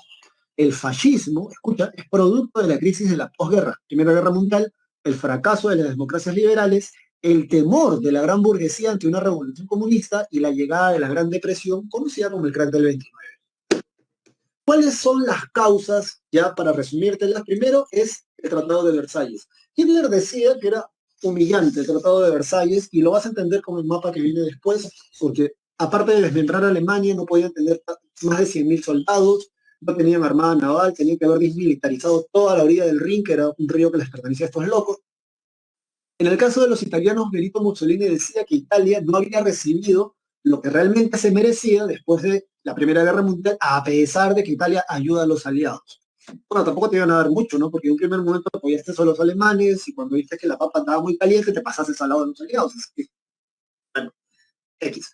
Luego de eso, En un primer momento la gente como que no le daba mucha pelota a Hitler, sobre todo a Hitler, por su discurso antisemita, o sea, el odio a los judíos. Y por cierto, los semitas, ojo, mucho cuidado, no solamente son los judíos, ¿eh? Los semitas son también los árabes. Eso está hasta en la Biblia. Según la Biblia, los árabes descienden de Ismael, que vendría a ser el primer hijo de Abraham o de Abraham. Y los judíos descienden de Abraham. Entonces son primos, son medios hermanos en realidad, ¿no? Y ahí están matando. El crack del 29 lo que hace es que la gente comience a girar su atención hacia estas ideologías. Porque es la desilusión, ¿no? Se supone que tú estás siguiendo un modelo político, un modelo económico a uno, el que encabeza Estados Unidos, y de pronto ahora, siguiendo ese modelo económico, estamos jodidos. Entonces, como estos son de extrema derecha, ellos no van a imitar el modelo soviético. Ellos más bien van a estar en contra de eso. Y es por eso que la gente comienza a prestarle más atención también. El avance del socialismo en Europa, y eso es muy interesante porque se supone que, o sea, nunca te has preguntado por qué cuando Hitler comienza a romper el acuerdo del Tratado de Versalles que le impedía tener más ejército, armada aérea, armada naval, por qué las monarquías europeas, o por qué, perdón, los gobiernos europeos no le ponen un alto. Bueno, no le ponen un alto por esta razón. A ver, ¿dónde está aquí en el mapa? A ver,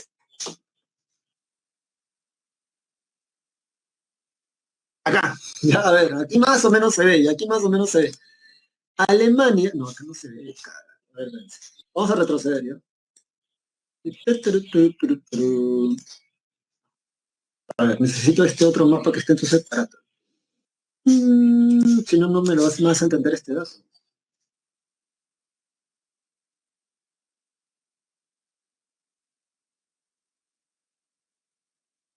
Acá. Uf, menos mal, ya. Mira acá, no te pierdas. ¿Ah? Cuando Hitler cuando toma el poder, luego de la muerte de Hindenburg, si no me equivoco, ¿por qué los países, por qué Francia, por qué Gran Bretaña, por qué estos países que vencieron en la Primera Guerra Mundial no le ponen un alto a Hitler? Miras el mapa, aquí está ya la Unión Soviética, y de una u otra manera Alemania, extrema derecha, son un muro de contención ante las ideas socialistas, por decirlo así, la gente, ¿no? Las ideas socialistas que se podían meter a estos países de acá. Entonces tampoco le van a decir por eso nada a Mussolini, porque son de extrema derecha y son sobre todo anticomunistas. Por eso no le ponen un alto cuando Hitler comienza a romper el Tratado de Versalles. Esa es la razón primera, ¿no? Por eso dicen tu separata, por temor ante la expansión comunista. Dicho esto, Dicho esto, volvamos acá solamente por esta idea que te digo que han puesto como tres datos nada más, y no voy a hacer que por ahí te los pregunte, acaso. Entonces, a ver, volvamos acá. El avance de los movimientos nacionalistas radicales, ¿no? Que ya sabes, está representado por Hitler y Mussolini. Origen, dice, el fascismo se originó en Italia, esto ya te lo leí. Características, es un gobierno totalitario, controlan toda la vida de la población, economía, política, cultura, todo. Profe, ¿cómo cultura? Hay festividades que van a ser para exaltar el orgullo de la nación. Están, por ejemplo, las juventudes hitlerianas. Culto al líder, en este caso el Führer, Hitler, Duce, Mussolini, anticomunistas, antiliberales, ultranacionalistas y antisemitas. Odio a los judíos, pone aquí, pero odio a los judíos, ojo, solo por los alemanes nazis, ¿eh? Porque los italianos no tenían un rollo así con los judíos. El rollo con los judíos era el de Hitler, que le echaba la culpa a ellos. Bueno, de hecho, lo cierto es que el 70% de la economía alemana está en manos de judíos alemanes, en manos de judíos alemanes. Así que cuando Hitler le tira la culpa a ellos de la crisis y de controlar el país, los van a mandar a campos de concentración. ¿Y quién crees tú que se queda con los bienes, con el dinero, con las fábricas de estos judíos alemanes? El gobierno nazi, capital que va a ser usado luego para despegar su industria armamentística y grandes obras públicas. Porque a diferencia de Mussolini, que no pudo sacar a Italia de la crisis, aún cuando la gente se sentía muy orgullosa de estar de que él los gobernara, sobre todo luego de que invaden Albania y Etiopía, Mussolini invade Albania. Albania está al sur de Italia, enfrente, del taquito de Italia está enfrente, Etiopía está en África, eh, la gente lo va a aplaudir, ultranacionalista, pero el que sí va a sacar a Alemania de la crisis va a ser este loco. El gobierno de Hitler finalmente da trabajo y va a lograr que Alemania logre tener de nuevo una industria, una economía y una industria bastante fuerte. Tanto así que van a celebrar inclusive un juego de las Olimpiadas. famoso, por cierto, por algunas características que tiene. Dicho esto, vámonos ahora, ya, vámonos ahora aquí a, en Italia dice, ¿cómo se llama el partido que funda Benito Mussolini? El Partido Nacional Fascista Italiano, que vendría a ser el Partido Nacional Fascista, el PNF, en 1921. A ver, luego dice el ascenso al poder, huelga general convocada por la izquierda, y en esa huelga va a ser neutralizada por las camisas negras en la famosa marcha sobre Roma. Luego de eso, el rey Víctor Manuel II lo va a nombrar a Benito Mussolini primer ministro. En la práctica era como que el tipo que gobernaba. Este es el símbolo fascista, no te vayas a olvidar de eso. Alguna vez creo que te han preguntado con las imágenes eso en un examen general. Y bueno, ¿qué cosa es la ley del roco? Es la supresión de los partidos políticos. Eso es un dato, por ejemplo, que antes no estaba, así que vale la pena que por ahí te lo aprendas. Luego, este dato sí lo decíamos en clase, es el concordato de Letrán. Le van a dar la independencia al Estado del Vaticano, ¿no? La independencia del Estado del Vaticano. En la actualidad es un país dentro de otro país, algo así, ¿no? Tiene su propia moneda, su propio pasaporte, ¿no? Con el Papa Pío, te digo el nombre del Papa con el cual van a firmar esto. Este convenio lo van a firmar con el Papa Pío onceavo o decimoprimero. Y acá tienes tú la firma, ¿no? Con este cardenal, ¿no? Pietro Gaspari y Benito Mussolini. Todo esto dice en la invasión a Albania y Etiopía. Mussolini invade Etiopía y Albania en 1936. Y en Etiopía van a derrocar al emperador Jael Saseli, así se llamaba, y el de Albania era el rey Sobo. Hincha el pecho de los italianos cuando esto va a ocurrir, ¿bien? Exacerbando el nacionalismo. Pero esas van a ser las victorias más representativas, porque después de ahí no van a ganar mucho. Y luego tenemos aquí a Hitler, ¿no? A Hitler, a fundación del Partido Nacional Socialista Alemán, obrero alemán, ¿no? Por sus siglas del alemán, nazi. Bueno, de socialistas solo tenían el nombre, nada más, porque acuérdense que son de extrema derecha. Hitler va a tratar de dar un golpe, el famoso Push, que va a ser fallido, ¿no? Va a ser en una cervecería donde los políticos dirigentes de Alemania iban a beber y Hitler va a tratar de darle ese golpe de estado ahí, va a fallar, no le van a hacer caso, no le van a dar pelota, lo van a meter preso. Estando preso, él escribe este libro que recién hace pocos años atrás ha vuelto a ser editado, solo que una versión académica, o sea, para estudio. En Alemania, Mein Kampf, mi lucha. En Mein Kampf, que él escribe dentro de la cárcel, es donde Hitler despliega todo su ideario, toda su ideología, y entre ellas tenemos el antisemitismo, o sea, el odio hacia los judíos, el pangermanismo, en alemán, Lebensraum. El Lebensraum es no, perdón, el Lebensraum es el espacio vital.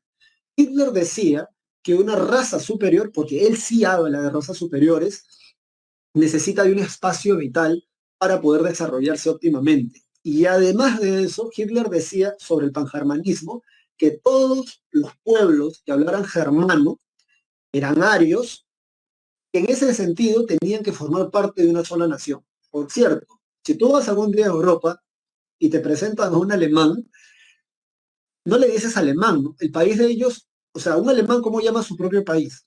Deutschland, Deutschland. Algo así se pronuncia, no me sale el acento alemán, pero Deutschland, ¿sí? Y sí, ¿cómo se le dirá a alguien que haya nacido en Deutschland, ¿no? Pero ya, bueno, nosotros decimos Alemania, ¿no? Germania. Ya, bueno. Algo que también debes de entender, por favor, y es algo que, mira, y eso es parte de la ignorancia de llevar estos temas así mal estudiados, es que mucha gente piensa, y hay gente en el Perú, y eso no existe, no es broma, que comulga con las ideas de Hitler, ¿no? Neonazis los llaman. Es un vacilón. Hitler habla de la pureza racial, número uno. Número dos, mucha gente piensa que por ser blanca, o se llaman blancos o blancas a sí mismos, y mismas, piensan que Hitler no les hubiese hecho nada. En realidad, no, loco, no loca. ¿De qué color crees que eran los judíos? Ellos eran, es blanca. Pero ¿por qué los mandaban a un campo de concentración? Eran judíos. El racismo que promulga Hitler no es un racismo que tenga que ver con el color de la piel. Ese racismo que tiene que ver con el color de la piel es un racismo bien chato, bien pequeño, y que se da mucho en nuestros países, ¿no? Por el mestizaje. Porque cuando tú vas a Europa, por muy blanco, muy blanca que te computes o te creas, allá igualito te dicen, lárgate de acá, Sudaca. Googlea qué significa Sudaca. Y puede ser muy de estos distritos fichos de acá de Lima, puede ser muy de la aristocracia de Lima, la revista Chozas así todavía define un grupo de la gente aquí en la actualidad en Perú. Eh, pero no, te vas a Europa y allá te marginan no por el color de la piel, sino por el lugar de donde vienes. Y el racismo que promulga Hitler tiene que ver con la pureza de sangre. Para Hitler, para Hitler, por ejemplo, un indio cherokee, estos de las reservas de los indios allá en Estados Unidos, ellos son sangre pura. Y por eso él dice, ellos son más cercanos a esta idea de la pureza racial, porque eso es lo que él defiende. No tiene que ver con el color de la piel, tiene que ver con una serie de características que él o el partido o la ideología nazi creían que tenía que tener un ario. Profe, ¿cómo era un ario? Pucha, para que todos me entiendan, a ver, ¿has visto a Thor de Avengers? Rubio, ojos azules, nariz respingada, mentón cuadrado, 1,80 m para arriba, robusto, y algo así es un ario, según Hitler, ario puro además. ¿Cómo, profe? ¿Has visto Goku Super Saiyajin? Una vaina así, ya algo así es un ario puro. Pero, ¿y cómo diferenciaban a los judíos? Porque también habían judíos alemanes, mestizos. Se crea una pseudociencia llamada la frenología. La frenología supuestamente era una pseudociencia, no existe eso, por cierto, no es ciencia tampoco, estudia las características étnicas o morfológicas de la gente, y así le decían, ¿no? Este es 70% judío, 30% alemán, por favor, ve a la puerta de la derecha, ahí hay un campo de concentración. Tiene que ver con eso. Luego de esto, el ascenso al poder. Luego del crack del 29, las ideas de Hitler van a tener mucha acogida. En 1932 el partido nazi obtuvo la mayoría parlamentaria y luego de la muerte de Hindenburg, Hitler asciende al poder siendo nombrado canciller. Como ya tenía una ideología que ya había calado muy fuerte en la población, estos van a crear el Tercer Reich y Hitler va a ser declarado el Führer. Se van a dar las leyes antisemitas que van a comenzar primero a agrupar a los judíos en barrios y de esos barrios luego se los van a llevar a un campo de concentración. El incendio de la Reichstag, o la Reichstag, es el edificio gubernamental ya en Berlín, y básicamente anota que ese incendio va a ser tomado como excusa por el gobierno de Hitler para prohibir el comunismo en Alemania, ¿ya? O para echarle la culpa a los comunistas en Alemania, porque en Alemania también hay comunistas, entonces todo va a ser tomado como excusa para sacar de lado a los comunistas en Alemania. Y así ya tiene el poder absoluto. Símbolo del partido nazi.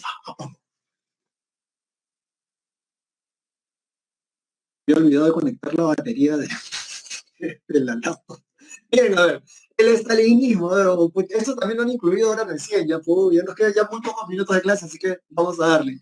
Régimen dictatorial sobre la Unión Soviética que impuso la industrialización mediante los planes quinquenales. Sobre el falangismo, eso tiene que ver con España. Francisco Franco es un militar que está en Marruecos. En Marruecos, España tenía colonias, y bueno, Mussolini y Hitler le van a dar armas a Francisco Franco para que él pueda combatir a los republicanos que son socialistas en España. Uh, Se supone que la Unión Soviética tendría que apoyarlos a ellos, pero les van a dar un apoyo muy tardío y los que sí se los van a chantar y los van a reventar es a los falangistas lo apoyan Mussolini y Hitler va a apoyar a los que apoyan a la monarquía española que están obviamente con el ejército. Van a sacar la recontra mugre. Hasta el día de hoy siguen encontrando fosas comunes donde hay socialistas y anarquistas enterrados. Entre ellos, por ejemplo, Federico García Lorca. Ya sabes, romancero gitano. Verde que te quiero verde, verde viento, verde rama, el barco sobre la mar y el caballo en la montaña. Muy bonito poema, yo te recomiendo que lo leas, apréndetelo. Un día mira a la elfa que a ti te guste y dile así, ¿no? Unas cosas así, muy bonito ese poema. Lo van a matar. No por poeta, creo que lo van a matar porque se le acusaba de ser socialista o de izquierda y además de eso homosexual. Lo van a matar. Luego de esto dice, consecuencia de esto, Franco va a gobernar hasta 1975. Tú dirás, ¿por qué, profesor? Porque cuando Mussolini le toca la puerta a Franco y le dice, oye, loco, ven con nosotros a la misa que se va a dar ahora, que es la Segunda Guerra Mundial, Franco dice, no, loco, yo todavía tengo gente acá en mi país que me está fregando en la nota, o sea, los socialistas, los anarquistas, así que cuando yo me libere de ellos, yo te apoyo. Y mentira, ¿no? En realidad ellos se van a aislar y por esa razón en España el fascismo español, que en este caso se va a llamar los chonts, ¿no? O el falangismo, va a perdurar en España hasta 1975. Que no te olvides de eso. Bueno, luego de esto, la Segunda Guerra Mundial, y ya pucha, lamentemos que en 5 minutos nada más, y mira que todavía no hemos llegado a la Guerra Fría, así que vamos a darle. Son dos bloques, y eso sí lo ha preguntado la presta de cansancio. El eje, el eje Roma-Berlín-Tokio, Alemania, Italia y Japón, por cierto, más cercano a la ideología nazi que los italianos son los japoneses, porque así como los nazis creen en la pureza racial de sangre, así a los Harry Potter, los japoneses también. Los japoneses creen que ellos son la raza superior de Asia. Hitler creía que era la raza superior de Europa. Es una cosa loca. Y bueno, y es por esa razón que el gobierno del emperador Hirohito comulga con mucha más fuerza o tiene muchos más encuentros que la propia ideología italiana con los nazis. De hecho, no se dice eso en historia, pero tienes que enterarte. Así como los alemanes nazis van a exterminar a más de 6 millones de judíos en los campos de concentración, los japoneses en China, recuerda que son dos cosas distintas, Japón y China, los japoneses en China van a exterminar a más de 6 millones de chinos. Por eso es que luego se va a dar los juicios de Nuremberg por los crímenes de guerra cometidos por la Alemania nazi y los juicios de Tokio cometidos por los crímenes de guerra por los japoneses durante el gobierno del emperador Hirohito. Los aliados, Francia, Gran Bretaña, Estados Unidos y la Unión Soviética. ¿Cuáles son las causas? La expansión, el expansionismo del eje, el revanchismo de Alemania por Hitler, que decía que era un gigante del Tratado de Versalles, y el fracaso de la Sociedad de Naciones, que es una consecuencia de la Primera Guerra Mundial. Se supone que la Sociedad de Naciones tenía que evitar que estalle una Segunda Guerra Mundial, cosa que no van a poder hacer. Así que bueno, luego de eso tenemos cómo se inicia, ¿no? Es una pregunta clásica, es una pregunta clásica. Ah, ya, por cierto, antes de que se inicie la Segunda Guerra Mundial, la Alemania nazi de Hitler firma un tratado con la Unión Soviética, ¿no? Y eso hay que recordárselo a la gente que todavía comulga con esas ideologías que parece que se hacen de la lista gorda cuando uno les habla de estos temas. Se llama el pacto, y eso es algo que antes enseñaba, ¿no? El pacto Molotov-Ribbentrop. En el pacto Molotov-Ribbentrop, escucha, porque esto sí la primero preguntado unas 3 veces más o menos, o 4, es un pacto de no agresión entre la Alemania nazi y la Unión Soviética que dura 10 años.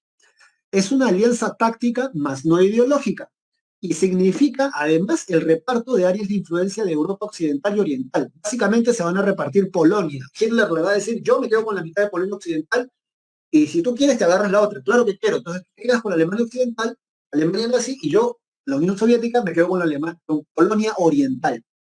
Y eso es lo que van a hacer. Luego dices de esto, entonces, una pregunta clásica aquí en la pre, ¿con qué hecho se inicia la Segunda Guerra Mundial? Con la invasión de Hitler a Polonia. Gracias a la Blitzkrieg, que es la guerra relámpago, Hitler en 3 días se anexa a la mitad de Polonia. 3 días. ¿Qué es la Blitzkrieg? Van por olas. ¿Ah? La primera ola es la Luftwaffe, la aviación, suelta bombas.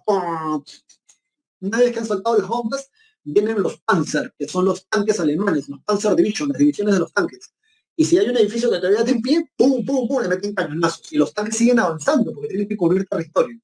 Detrás de los tanques viene la Wehrmacht. La Wehrmacht es el ejército motorizado. Son dos locos, uno que maneja la moto y otro que está como copiloto metiéndole metrallas y granadas y todavía hay algo que respire. Y después viene la cuarta ola, que es el ejército alemán de pie. Así logran cubrir harto territorio. Guerra relámpago. Luego Francia cae en 2 semanas, 3 semanas, que esos franceses, unos loquillos. Más de la mitad de Francia ya estaba en manos de los alemanes nazis, excepto la parte del sur, frontera con España, que es el gobierno de Vichy. El gobierno de Vichy estaba dirigido por, a ver, ¿dónde está este tipo? Philippe Pétain, ¿ya? Philippe Pétain, estaba dirigido por el gobierno de Vichy por él. Bueno, luego de esto se va a dar el ataque aéreo que va a hacer Hitler contra Inglaterra, y ya, pucha, ya me vas a dar 4 minutos más para poder acabar esto bien.